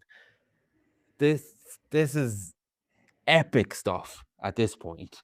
Like I'm just completely in my element for the second half of this movie. And even when they're talking about, okay, well, he's mentioned that he's able to see the house of the rich guy on the hill, and there's 7 phone lines that can see the house. However, he said he was hot, so the sun can only shine into the phone booth at this time of day, at this time when the call was made. And then they narrow it down to 2 phone booths based on that. Like all that stuff is just so stimulating to me. And stimulation intellectually is another way into entertainment in my brain. So it can go 2 ways. It can go big explosions, razzle dazzle, and I'm entertained. But it can go another way where it's like, wow, that's an idea. Wow, that's a concept. Wow, that's a very interesting character to follow around on a street. To go back to what's it called, Before Sunset in these movies.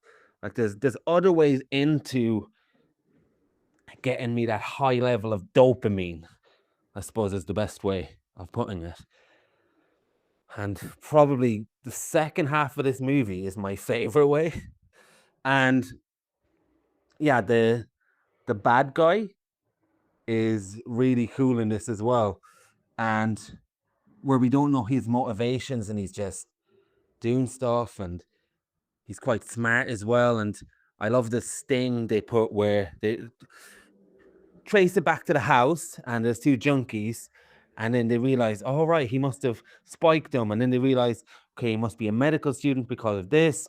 And then there's a drawing of his hand and they realize he's got an injury, and then they go to the hospital and they have him with about 40 minutes left to go. And then it's not enough because the cops are saying, okay, well, we can only get him based on this charge now, but what we need to do is make him think that the junkies aren't dead and force them to have to buy more dope and basically try and murder people who are already murdered. And then we're going to get him that way, and we can get him to have more charges. And like, that's brilliant because they've already done the detective work, which is a very enjoyable time. And it's very, as you mentioned to me, I always like people who are really good at their jobs, but I'm not talking about savants. I'm talking about very hardworking, attention to detail, going through the facts, going through the grind. I love that stuff. And yeah, so they get him. They manage to track down the location. They manage to track down the guy. But then on top of that, no, we need to get more from this. And then we get that great scene where he's going around the junkies. And yeah, and then they eventually catch him. And his motivation is so chilling. It almost reminded me of the same type of scariness that you get at the end of Psycho, where Norman Bates is in the room and there's a fly around him, and he's thinking, oh, don't hurt the fly, because then they'll say that, he wouldn't even hurt a fly. And it's just a different type of logic that's just really chilling, that you can believe that somebody thinks that way. And in this, it's he's just seeing this house up on the hill, which was already foreshadowed a little by the detective saying, God, this house really almost shits down on the rest of us. And there's just a guy looking up at that house. And this is what, I guess, what they always worry about, these people who are critical of communism and what happened in places like Russia and whatever, that when people get jealous of people who have stuff from working hard in that type of environment, like, you can want to destroy them.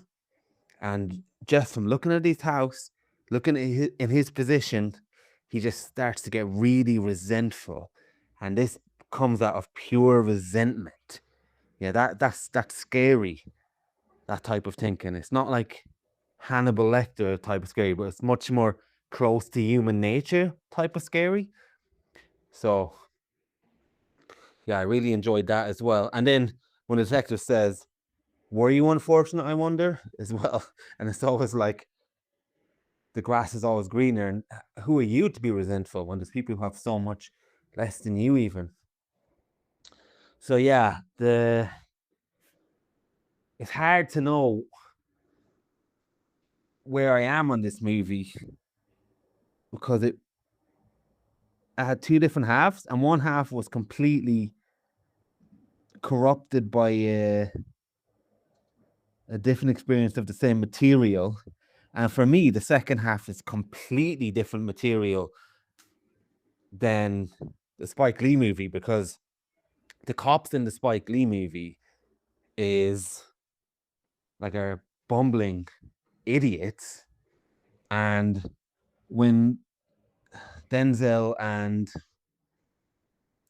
Jeffrey Wright go about it, might as well be the Equalizer at that stage.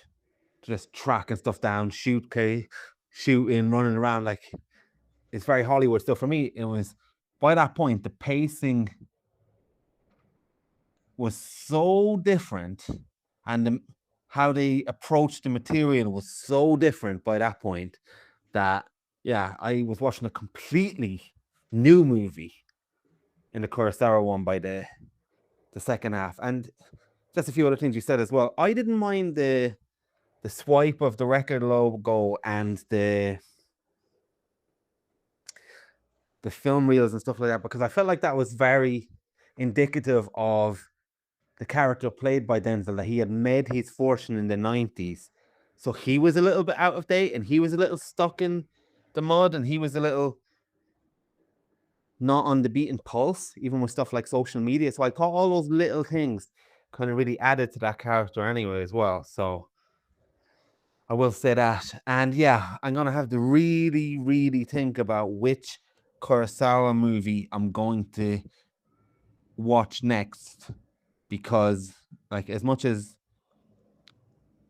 a glowing review of the second half of this movie I gave, I struggled quite a lot with the first half. So I need to be in the right frame of mind. I need to be exposed to something completely original. So I can't go Seven Samurai first. And I don't know, I might check if the Prince Charles Cinema in London might have some movie that I can just go in, settle down, know a few weeks in advance that I'm here for this, and really give him my full attention on the correct circumstances. So yeah, maybe I'll go back to High and Low in 20 years when my memory's gone, and give it a completely fresh experience. And that, I think that is also the point. I had a better time overall with the Spike Lee version. But if you ask me which movie I'd want to go back to see if there's more stuff to mine there, it would be the original. That I feel like the Spike Lee version has given me everything that it can give me, and I had a good time. Whereas I think with the Kurosawa one, even though I struggled at times and there was some amazing heights it reached, I feel like I can probably go back to that movie and see what else I can experience from it. Yeah, I'd definitely recommend going back to it at some point, because it's really, really interesting hearing your enjoyment factor of the movie, where the first half of it, you had all of these different struggles, which was just fascinating to hear. Because as you said, so much of it is born out of either comparison or like you just sort of know what's going to happen narratively, as opposed to being on the edge of your seat, like, what the fuck? The kid's being kidnapped, like all that kind of stuff. And then the second half of the movie, you seem to have just adored. So I think, I don't know, maybe 10 years time or something, going back to this movie, of course, you'll never have that thing of like, I have no idea what this film is about, but you're just taking it completely on its own merits. I feel like start to finish, the movie you could like be loving the first half as much as the second half. I probably love the first half more than the second half personally. But in any case, I adore both. They're kind of like the second half of the movie, or I think it's more than half, but once it goes into like more of a kinetic thriller / police procedural type thing, I would say that is up there with the best I've seen of that. I'm thinking of things like Fritz Lang's M, or obviously Zodiac, like I mentioned before, a few other films that are like just as good as you can get in doing that thing. This is, if not the best, then there's nothing that I've seen that I prefer. And then the first half of this movie, which is a really, really, really interesting character drama, pure sort of like interesting, I mean, beyond interesting, just like about the most compelling concept I could imagine in a sort of dialogue-driven, almost play type thing. I'm always a bit hesitant to use the comparison to plays when I'm complimenting a movie, because it feels like a backhanded compliment. It feels like when you say that, someone might think, well, why not just have it be a play on stage? Like, surely the cinema at its best is bringing what cinema does. Cinema at its best can't feel like a different medium, but it doesn't. This film, Glengarry Glen Ross, certain other movies, like, they are 100% doing something that you can't do on the stage. For starters, you got the camera is sometimes close to people's faces, sometimes far away. The exact blocking, I mean, it's probably the best blocking I've ever seen in a movie. That whole 55 minutes or so of just a whole bunch of characters in the house, mostly one room, but various places. Just every, like, 30 seconds, he's created a new tableau with the way he's positioned different people. And it's not just like shallow, oh, this is a kind of interesting or pretty arrangement of bodies, but it doesn't really communicate anything. It's all like communicating several different character positions that are ever shifting. Just amazing shots, like when you get that camera pan and reveals the chauffeur kind of cowering in the hallway, or so much things that he does with that balcony and everything. Like, it's incredible. So for me, the first half of the movie is like just absolute perfection. It was really interesting hearing you talk about it, kind of how you experienced the movie after High and Low, because there are parts of your experience that are so different to my experience. I mean, obviously, and things that I feel about Highest to Lowest, like, kind of, if I had to write down a impartial, like, unopinionated description of Highest to Lowest, I think it would be flawed. And I think some of the things that you think about this one are flawed, just in terms of, like, the duration of how things are arranged and stuff, because your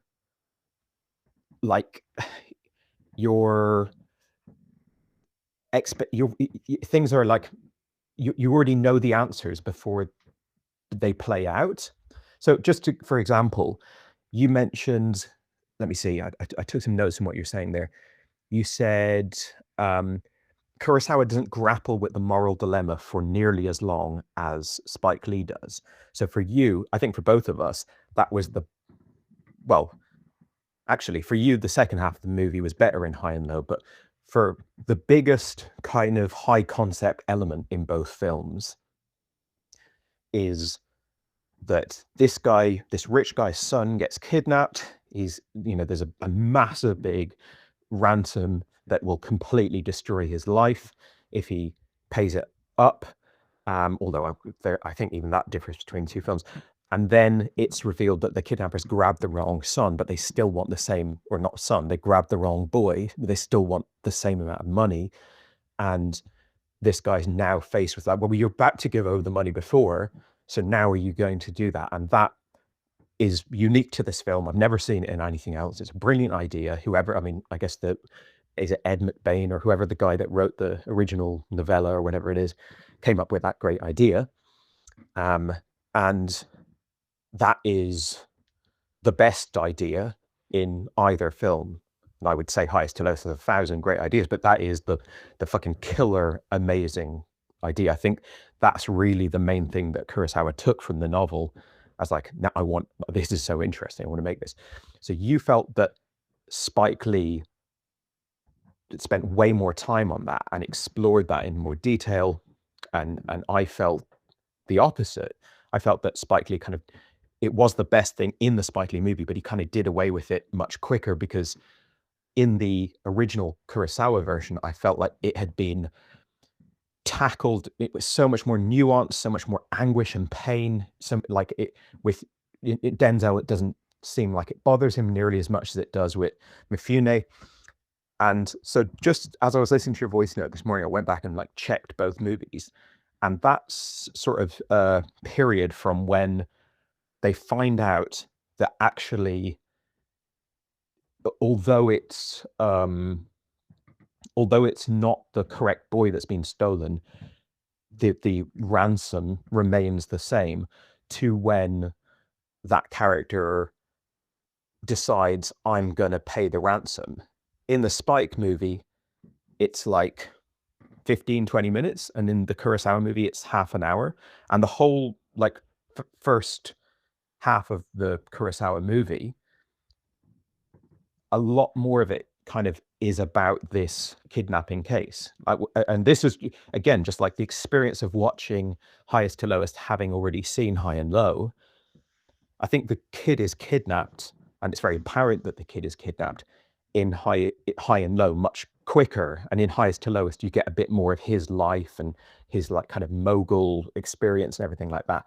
So I felt, as I was watching Highest to Lowest, now of course this is because I had seen High and Low, I felt like we were kind of spending a lot of time on stuff that I wasn't interested in. So I felt like the economy in High and Low of like establish this guy, not by him like kind of sort of jetting all over town, but just in this one conversation with his colleagues, or whatever you want to call them, these like asshole guys who want to completely destroy everything he's built over the years in terms of the quality and craftsmanship and perfectionism and stuff like that.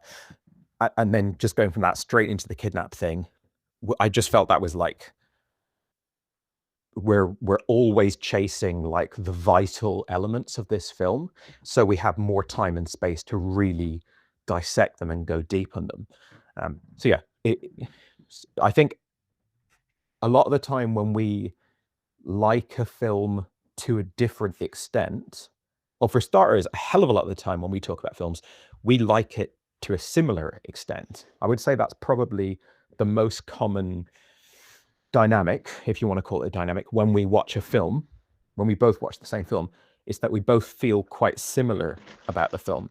Sometimes we watch a film and you like it more than me, or I like it more than you, or even something else other than like liking it a certain amount, more like the way that we see the film, the way that we interpret the film, and so forth, differs.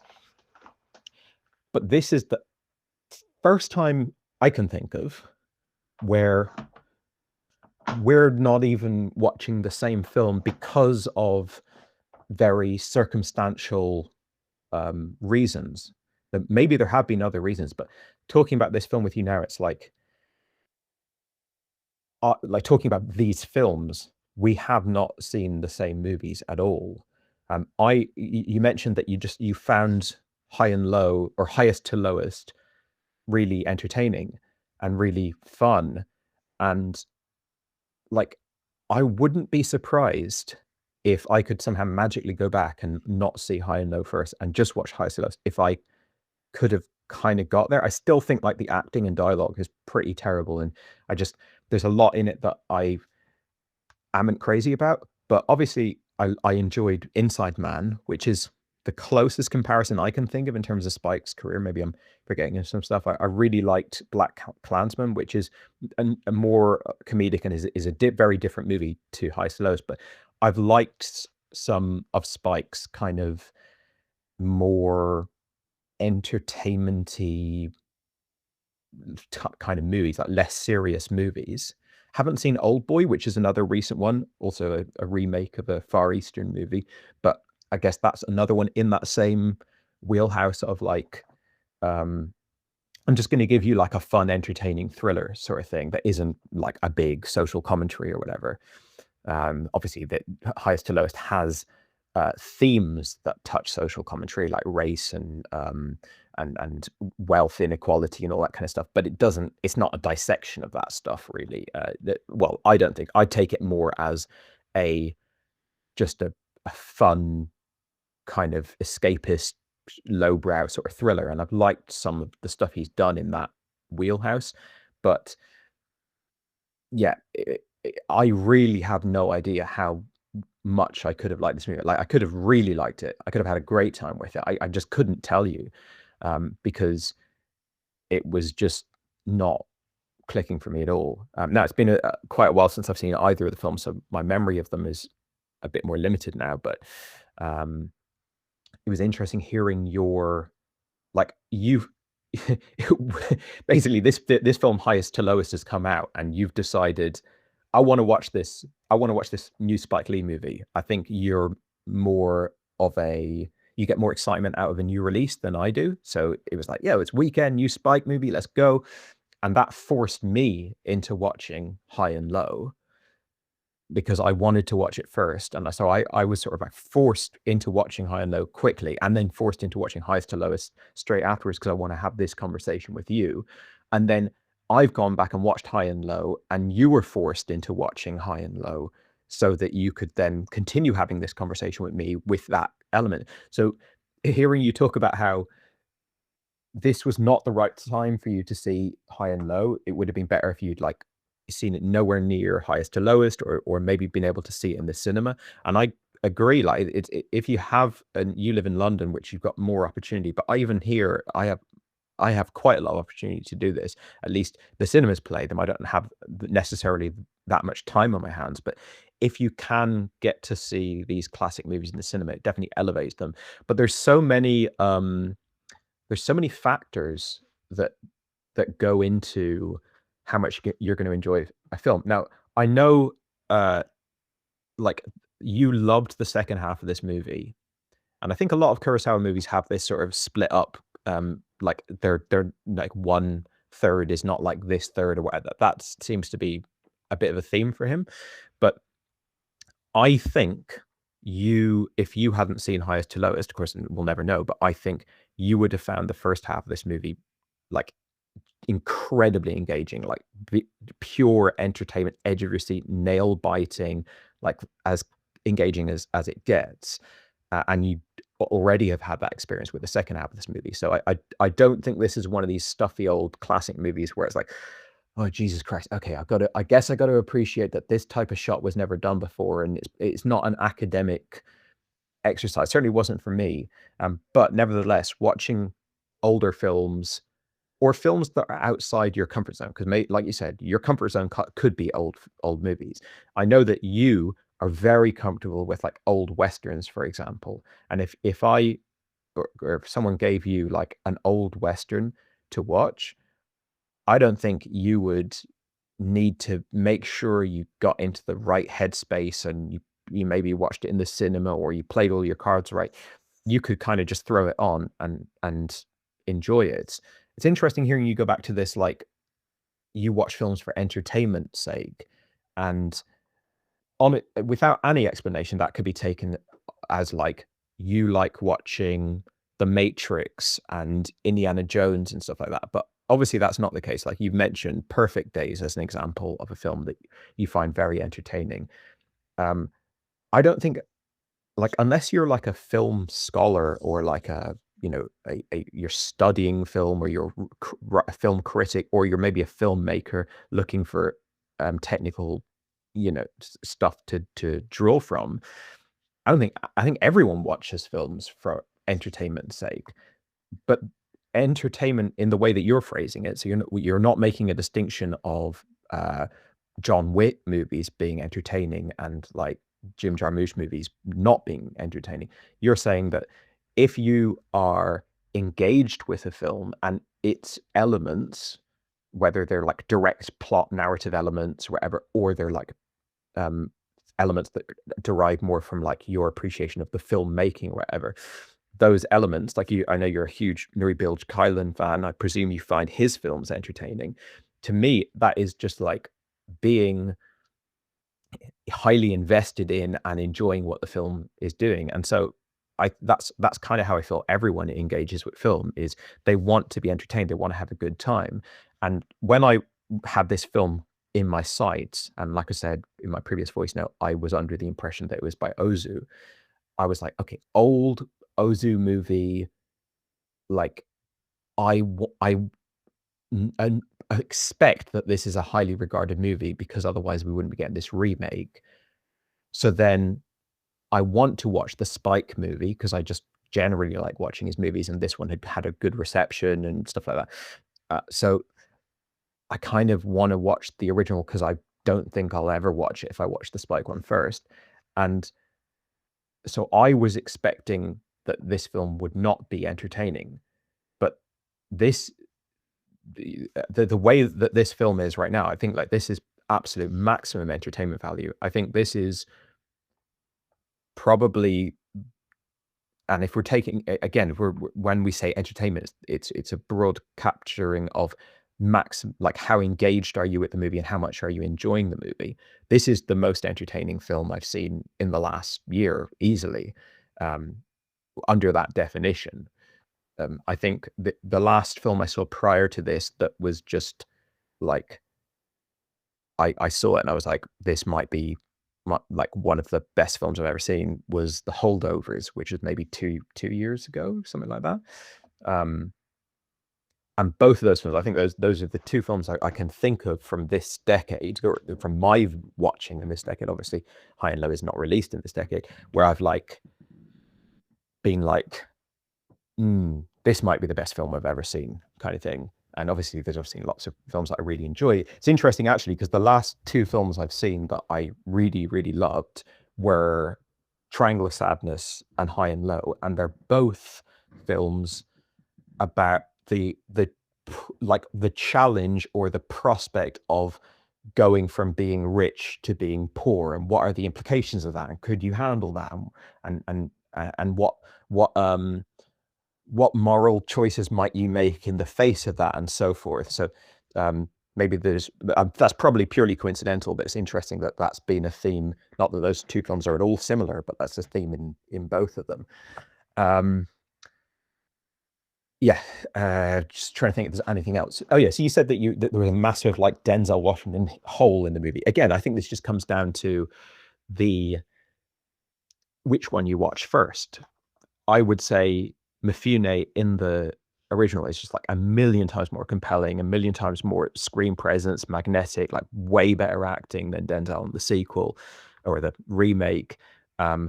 I thought Denzel was fine. I love Denzel, but like I just think equipped with such a bad script and some of the bigger stuff he does, even the great actors like,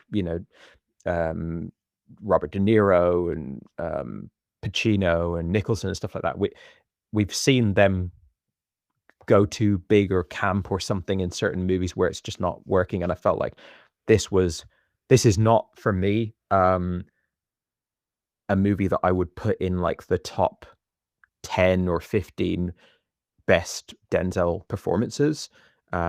Whereas Mifune, I had seen him in the other Kurosawa movies I've seen, and I was surprised by how understated and nuanced he is. Like even and like this is a very small moment, but like when they go back to the house and he's mowing the lawn, like there's just so many little moments that he does which are so expressive when he's out looking at the shop window near the end of the movie, or even the final end scene confrontation, or the shower scene where he's like getting his aggression out via washing his hair or whatever. Like I don't know. I thought he was absolutely captivating. However, if you watch a movie first that's got Denzel, who's like one of the biggest screen presences that's ever existed in film history, and you watch that first, and then you watch a movie that has this quiet, understated, or often quiet, understated version of the character that also isn't really in the second half of the movie, then it's like a bit of tonal whiplash.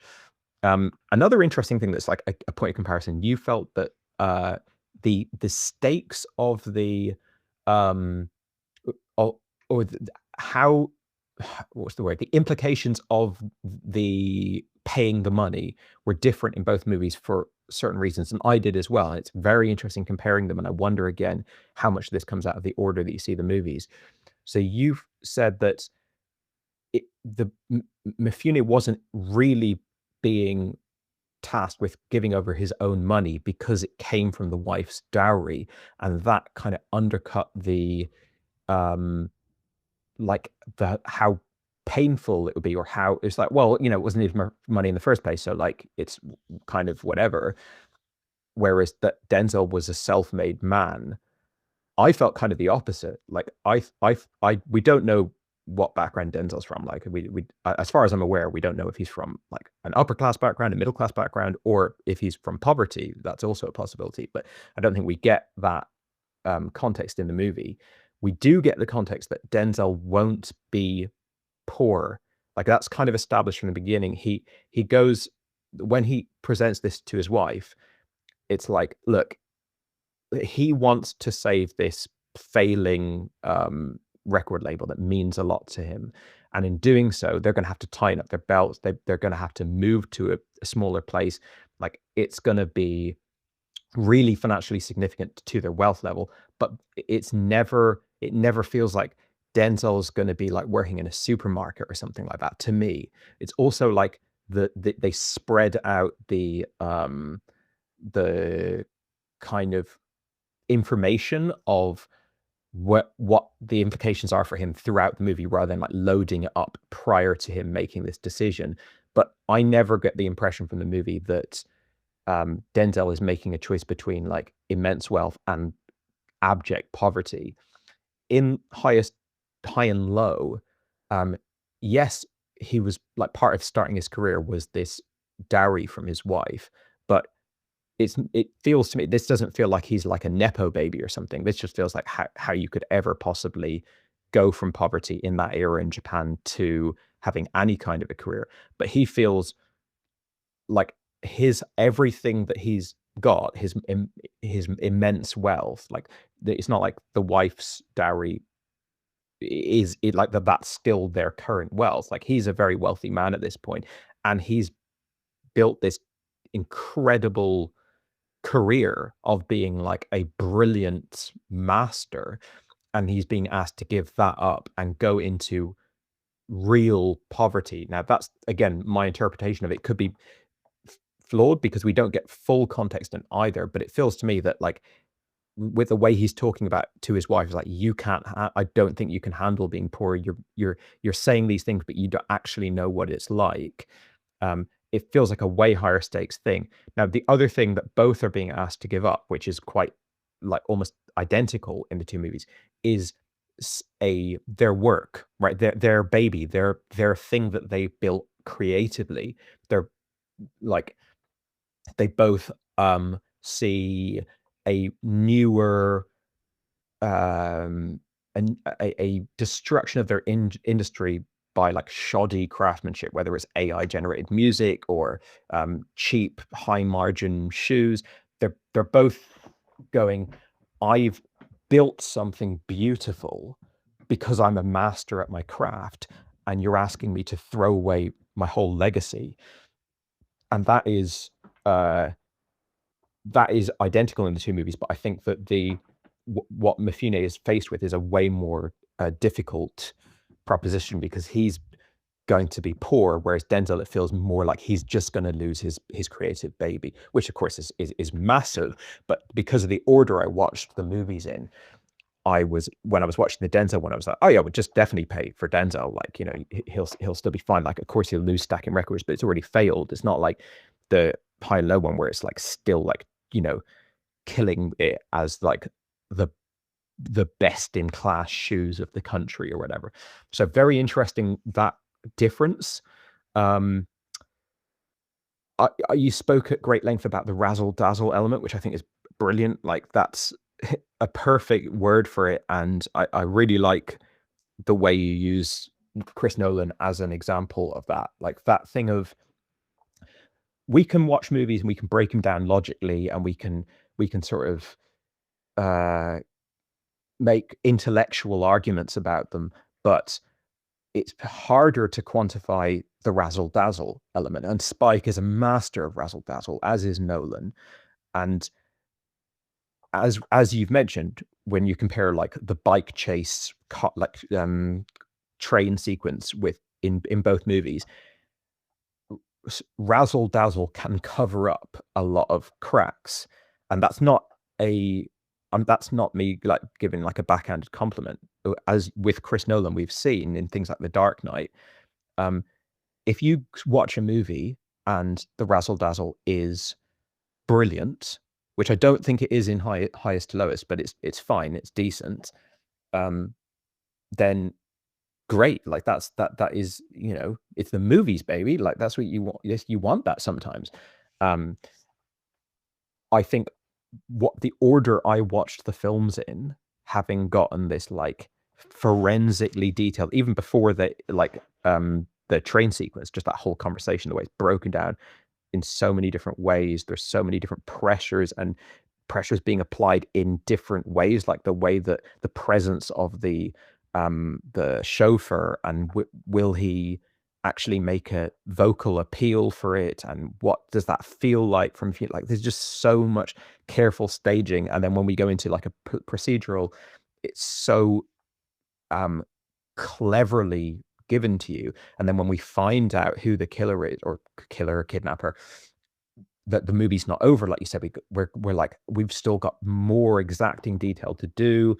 All these clever little details, like the why does the kid feel like he didn't see this famous island in the view? Well, he's very conscious of the view. He remembers the sun setting. He remembers Mount Fuji. Like he remembers that he was looking at water and everything. Like how come he keeps on like like he's sure he didn't see this island wasn't part of the view? Well, because from this particular vantage point, it doesn't look like an island anymore. It looks like a peninsula.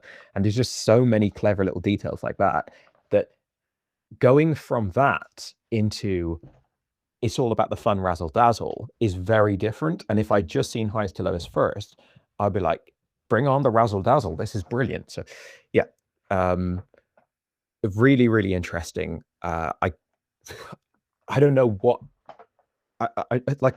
Part of me wishes I'd seen High and Low, appreciated it, loved it, revered it for decades, and then watched Highest to Lowest, and then I might be just like taking Highest to Lowest completely on its own basis or whatever, on its own merits, and maybe I'd have had a great time with it. I don't need movies to be. I can appreciate razzle dazzle, and I don't need movies to be like perfectly logical. And I also love loads of movies with like bad dialogue and bad acting here and there, and just kind of like the cops in Highest to Lowest are just like, they're shit. I don't mean the shit of the job. It's like shit characters, shit dialogue, acting, motivation, unrealistic, like just it's stupid. But that's like, I could be watching a Liam Neeson movie where that's like just not remotely bothering me whatsoever. If anything, it could be a nice compliment to the movie. So yeah. And then you made a good point about the stylistic flourishes, like the screen wipe logo thing, and all this kind of stuff. They're sort of like echoes of Denzel's character and his style and his dated 90s kind of thing. Brilliant point. I mean, I didn't think of that at all, but that definitely excuses them to a large extent. Again, it's more sort of razzle dazzle that I'm watching in a movie like probably 24 hours after I've watched a movie that's like it. You could obviously make a claim that Kurosawa's movie has got razzle dazzle in a different way, but it's not what we're talking about, not the way we're talking about razzle dazzle. It's just the Kurosawa movie is more like The Wire, in that things are just going to happen when they should happen, or when they would happen, and it's all very realistic, but still to me incredibly cinematic. So yeah, interesting, very interesting to talk about these movies. Like I said, one of the only times I can ever think of us talking about two movies together that we've just watched, but like we haven't just done the same thing at all, and that it completely separates our experiences. But yeah, I'd be interested to see more Kurosawa. I think to your point of like what to watch next, maybe the right play now is to watch something that's not that highly regarded, if that even exists in his filmography, something that has less pressure, because I think going from, like you said, it's not going to be Seventh Samurai that's the next one you hear, like that would be even more like even more sort of pressure to like it. I have enjoyed this much more than Seventh Samurai or Rashomon, because this is a American style film noir type crime movie, which is more in the like a space that I'm comfortable with. So I don't know if he's done a Western. Obviously he's like incredibly influential on Westerns and many of the things we love, but I don't know if he directly did a Western, but maybe something else, like one of his like worst rated movies that's also like, I think his worst rated movies are probably still going to be considered quite good. So one of those that's in a space that we like could be the next one to hit. Hey man, listen to your reply there. Very interesting as well.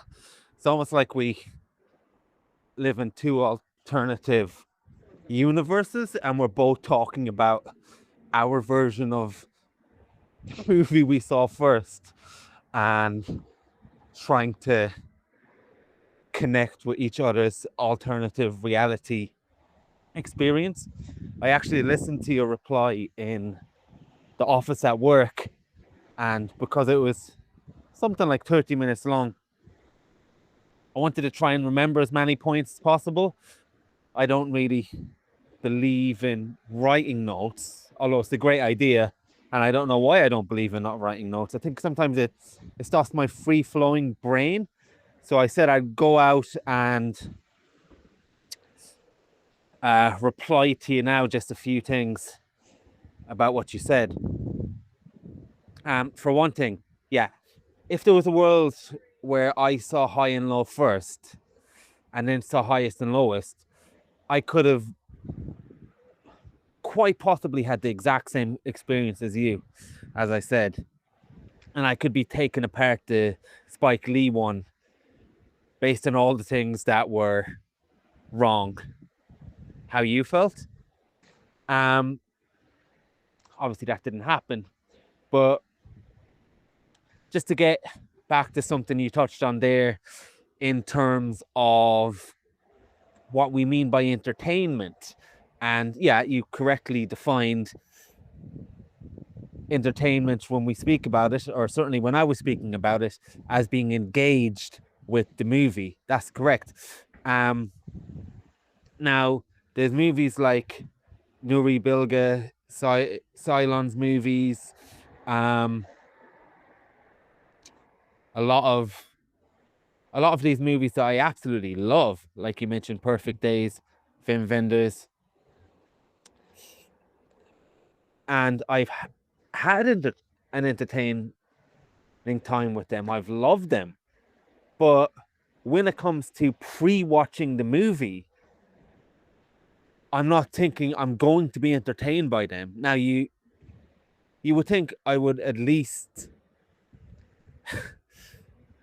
give some credit to the fact that I've been entertained many times and as much, if not more, than the latest fucking Netflix movie. In fact, obviously way more than the latest Netflix movie. But there's something about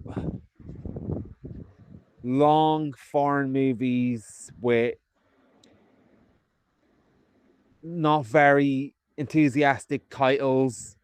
And again, I say this as someone who puts Once Upon a Time in Anatolia as one of my favorite movies of all time. I say this as someone who would put Perfect Days as one of the best movies I've seen last year. But there's just something about them that when you're going in, unless you've familiarized yourself with the director already, that the film has to win you over. Whereas if I'm watching, obviously I'm already familiar with Spike Lee, but if I'm watching a new movie that's a bit glossy and looks fun, not to say that the movie's won me over, but I'm already thinking, okay, this will be pulpy, this will be like fresh, this will be current. There's something about those elements that will at least have me going in on it, not so much on its side, but enthusiastic. Whereas, I hope you can hear this now, there's some trees blowing, it's quite windy. But yeah, so I'm going enthusiastic. Now that enthusiasm can go within 20 seconds for a new movie, don't get me wrong. Or within a minute of something like Perfect Days, I can be thinking, okay, I like it, I've settled in. but there's just something about the frequency of your brain's expectations that can be difficult to grapple with old movies, and these movies, as I said, with titles that just think, okay, I really need to be in the mood for this. I really need to be right for this. I really need to be on form for this. I really need to be awake from this. So the entertainment factor comes later. Whereas if I'm putting on a movie on a Friday, I already expect to be entertained on some level. Now, it mightn't be the case, but just that mindset alone, or just that experience, is massive. And now I've already seen highest to lowest, and then I go into high and low. And for the first while in the movie, I have experienced a different version of this story, and I'm not entertained because I'm trying to grapple with a different version. I'm not surprised. I'm not seeing anything new. I'm seeing a different version of something else. So my brain automatically reverts to, okay, film school mode almost, where, okay, what can I learn from this? What can I appreciate from this? And that's a very bad mind frame to be in. And it wouldn't have happened had I not watched the Spike Lee version first. That's a fact. Now, I might have been in the wrong mood to watch it, and I might have had a lesser time to begin with, for sure. But like, there's movies where I've enjoyed framing and conversations like this, like 12 Angry Men or Rope, from this time period, that I've absolutely loved. So the movie in many ways is set up for me to love under the right circumstances. Well, I didn't get to those circumstances until the second half. So just when I talk about entertainment, although you've correctly defined it, there's another element to that comes into it, just in the pre-roll of your film viewing experience, I suppose. So yeah, and just a few other things as well. What you said, trying to remember. Good job, I walked outside the office now. You, yeah, you're talking about the stakes. In the Spike Lee version, the wife does have a line of dialogue where it turns out, where they're doing the finances, and she says, this is basically everything we own and everything we have. So we do realize that they would have to get rid of everything they own. Now, again, I do agree with you. It doesn't seem like they'll be in poverty, but it is a hell of a lot of their worth, comparatively speaking, and even when it comes down to it, really. And with the Kurosawa movie, it's not so much that I think it's easier because it's not his money. It's more that, for me, I don't know the best way to phrase this exactly. It's not, I don't have to put myself in someone's shoes to respect them as a character and respect their own decision making and apply my own moral standards to decision making. Of course not. But there was something that rubbed me the wrong way when it's turned out that, oh, your money was built on someone else's dowry, that made the character less sympathetic to me. And not that I need to find the character sympathetic, but it removed an element of sympathy that I had from the Denzel's character in my viewing experience. So it became like, okay, well, it's not to say it's less of a decision, because that's the wrong way to look at it. Because from the character's point of view, it is a hell of a decision. Like you correctly articulated, that he has built himself from nothing, and now that money's turned into an empire. So I completely get that point, but I suppose if you see one version where somebody is posed with a moral dilemma that doesn't have that element, it's not like the wife said to them, "But that was all my money." So if you're watching a similar story and then there's something thrown in like that, it kind of muddies your putting yourself in that situation, I suppose, because there's two things. There's judging the character in that situation, and then there's putting yourself in that situation. And I could put myself in Denzel's situation more. And then when the Kurosawa character, I find out that information, then I'm putting myself in that situation and saying, well, come on, man, come on. Give that money up. But again, that doesn't make it any less interesting, I agree, from the character's plight and that character's dilemma. But it's just another difference in my experience. And I realized I had seen another Kurosawa movie as well called Ran, and that was underwhelming for me as well. So I like your idea of finding something that isn't critically acclaimed to the level of the other ones, but I've gone down a different route. I'm going to watch Rashomon because it is an hour 36 minutes. So that'll be a very quick experience to maybe get me back on the train, because there is so much to admire about High and Low. And even though I had a better time overall with Highest to Lowest, there's so many things that are in my wheelhouse in High and Low, especially based on the feeling I had on the second half of the movie. So it's far from a dud experience. But you're right, it's just like we're from two different planets coming to this movie. I don't know if anyone else will have this experience, because as you also said, yeah, there's no way I'm going back watching High and Low after watching Highest to Lowest if you don't watch High and Low. And there's probably no way you're going to Spike Lee's after having an amazing experience with High and Low.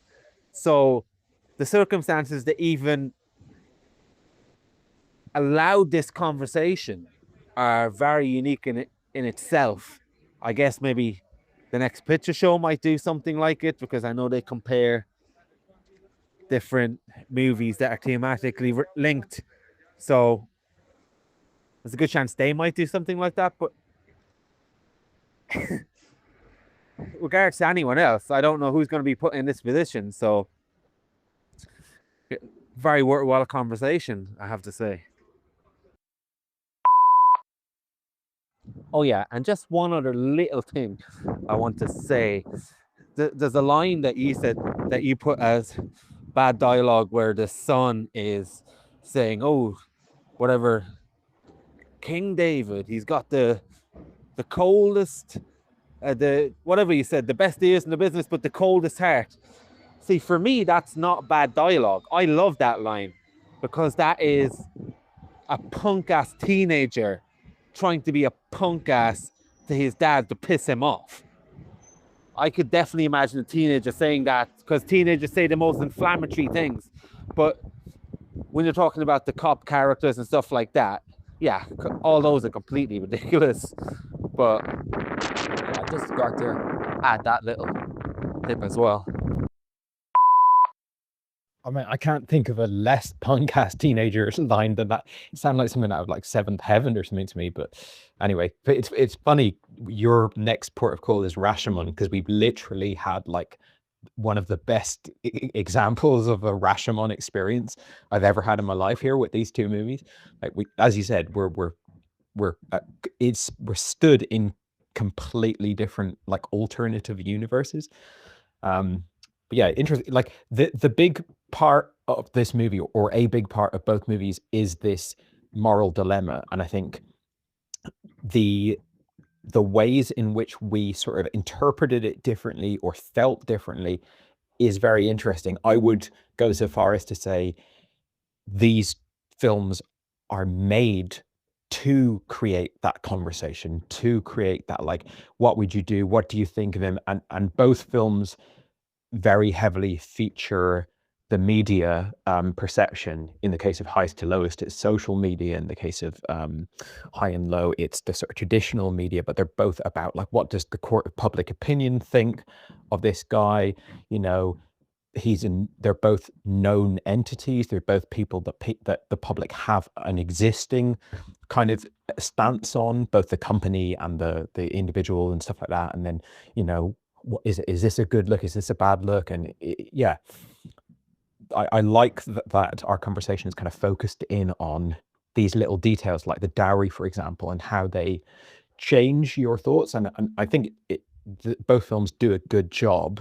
Obviously, in my opinion, High and Low more so, but both films do a good job of, like, making you sort of bringing out your own prejudices or your own kind of values or whatever, and cross-examining them.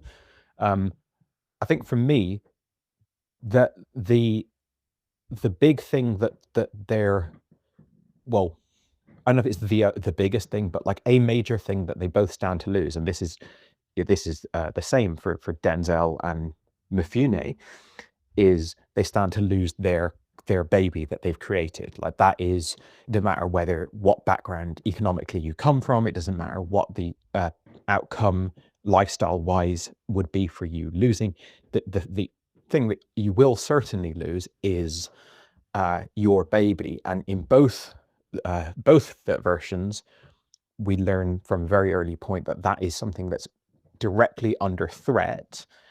And you learn it literally in the opening scene, in the opening minutes, in the opening seconds in High and Low, that their master work, their grand, legacy and statement that they've made on the world is something that is about to just get completely shat on and torn up in shreds. And it's incredibly important, the most important thing in the world to them, to stop that from happening. And the kidnapping scenario is going to prevent them from maintaining that. So regardless of whether Mifune built that on a dowry initially, or whether Denzel is not going to be poor afterwards, nevertheless, in both cases, they're going to lose their great grand statement on the world that they've made of doing something really special and to a very high standard and very high level. And I guess in the case of both characters, like the way that Mifune talks about shoes and the way that Denzel talks about hit making, you kind of feel like they almost like live for that, for executing that job well. So that is a big thing that's under threat.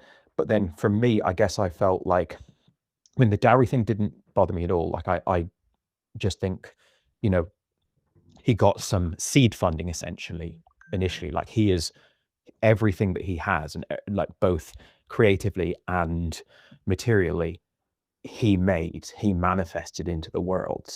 It doesn't matter to me that he wouldn't have been able to do that in the first place had he not got the dowry to, like, sort of startup money. It's much more louder to me personally that he is being given, like, the proposition that's been put on his plate is, you're going to lose your baby, creatively speaking, but you're also going to be a poor person. And it's a movie about different social strands. You've got the amazing scenes we see in like Heroin Alley, or whatever they call it, of the, like, poorest of the poor. You've got the extreme wealth of the protagonist or the main character, and then you've got all of these characters who sort of operate in a middle class between the police officers, the kidnapper, and I'm speaking about high and low here. So that it's so much about that movement and tension between the levels of poverty, feeling like Mifune is going to have to literally leave everything and just go down to like the bottom of society again, is so palpable. And I assumed that would be, now again, this is me watching them in the order I watched them, but I assumed that would be what I was going to get in highest to lowest.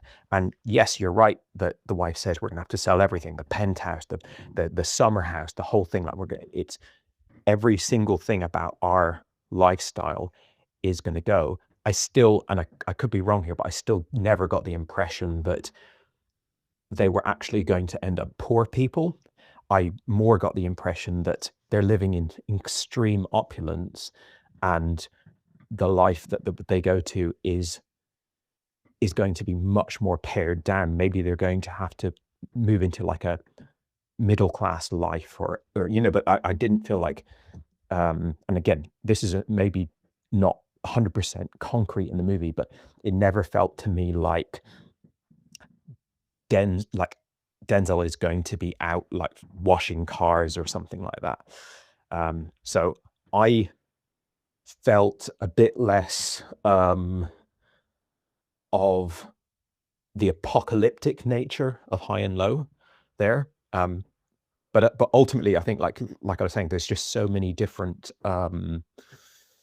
ways that you can read and evaluate this question that come from your own values, your own life experience and everything. And that is what is arguably most special about this film. Even though I think like on a technical filmmaking level, it is incredible, it is also just discussing this theme is something that I've only seen in these two films.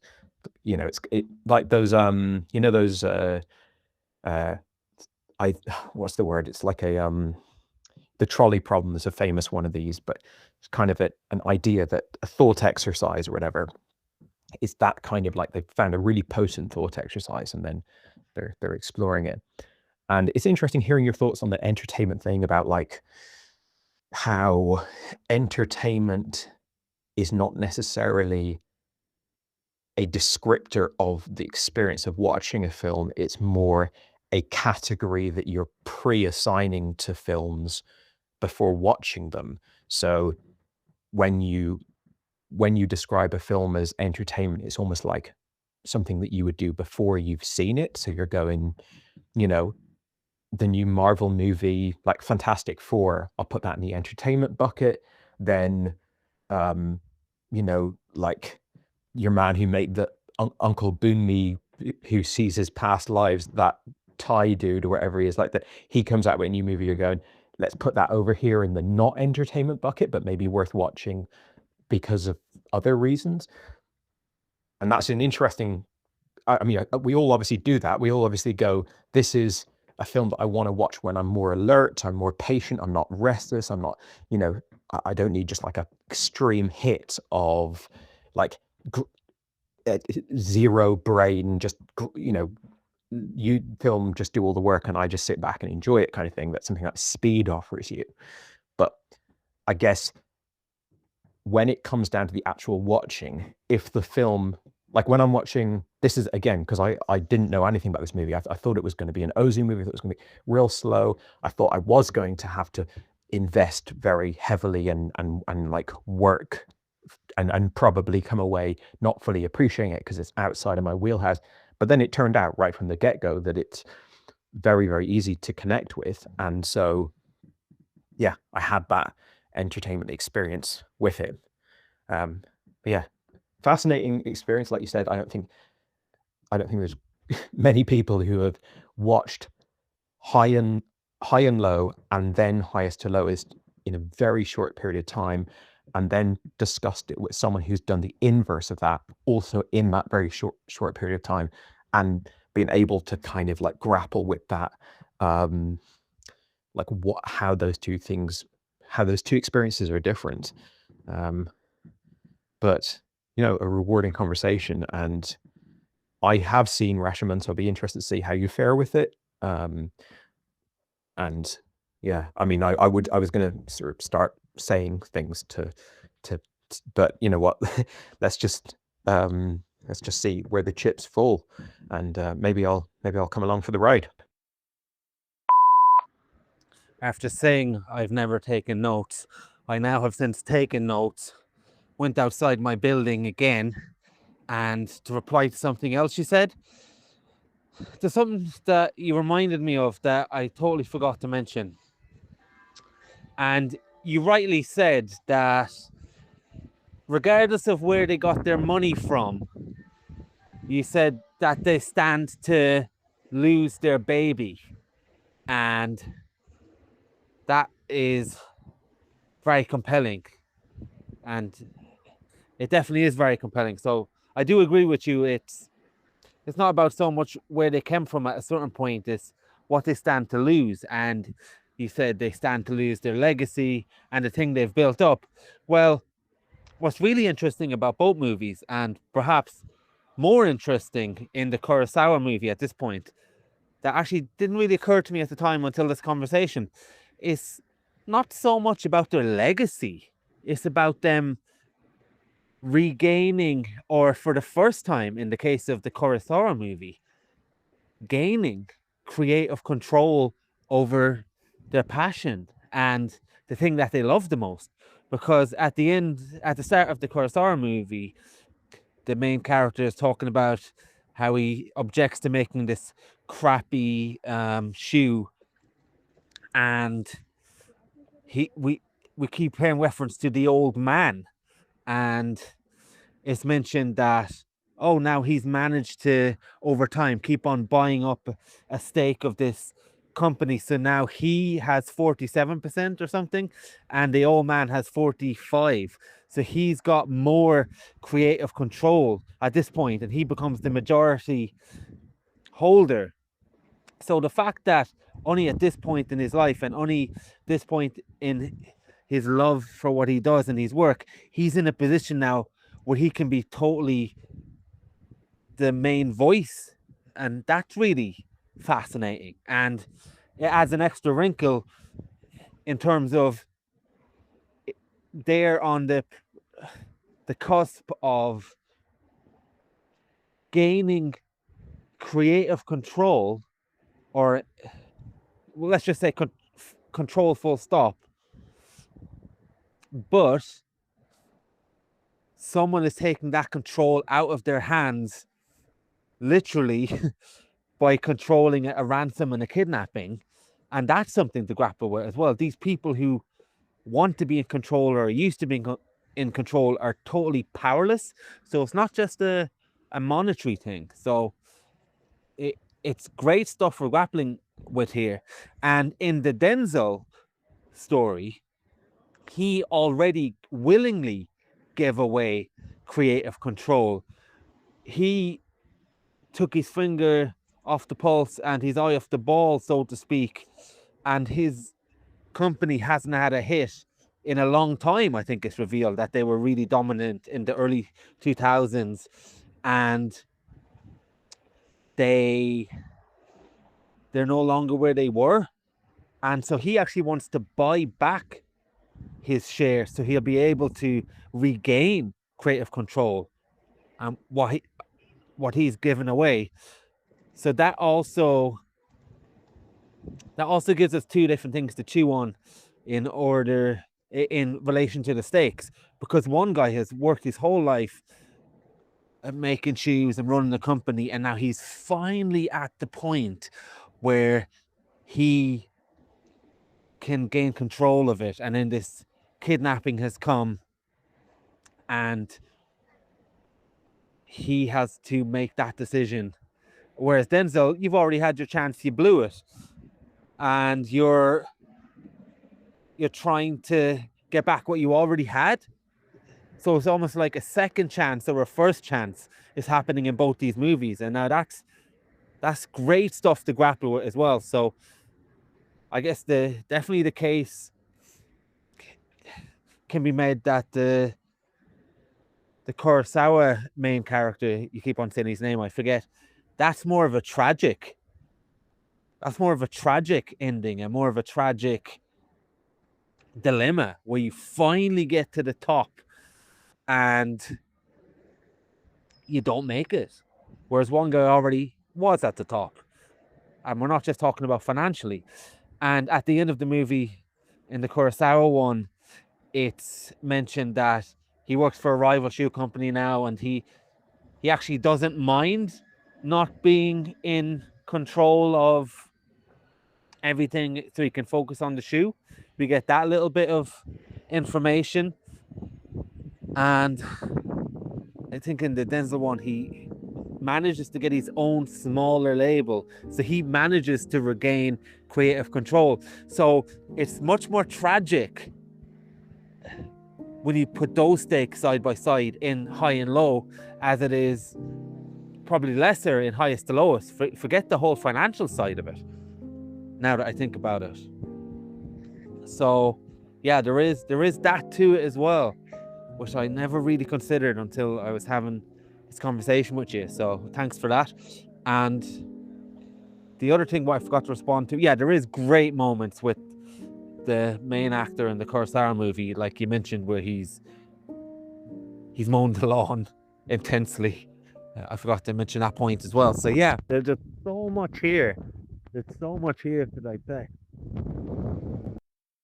Your mailbox is full. Please delete new or stored messages which you no longer need so that new messages may be received.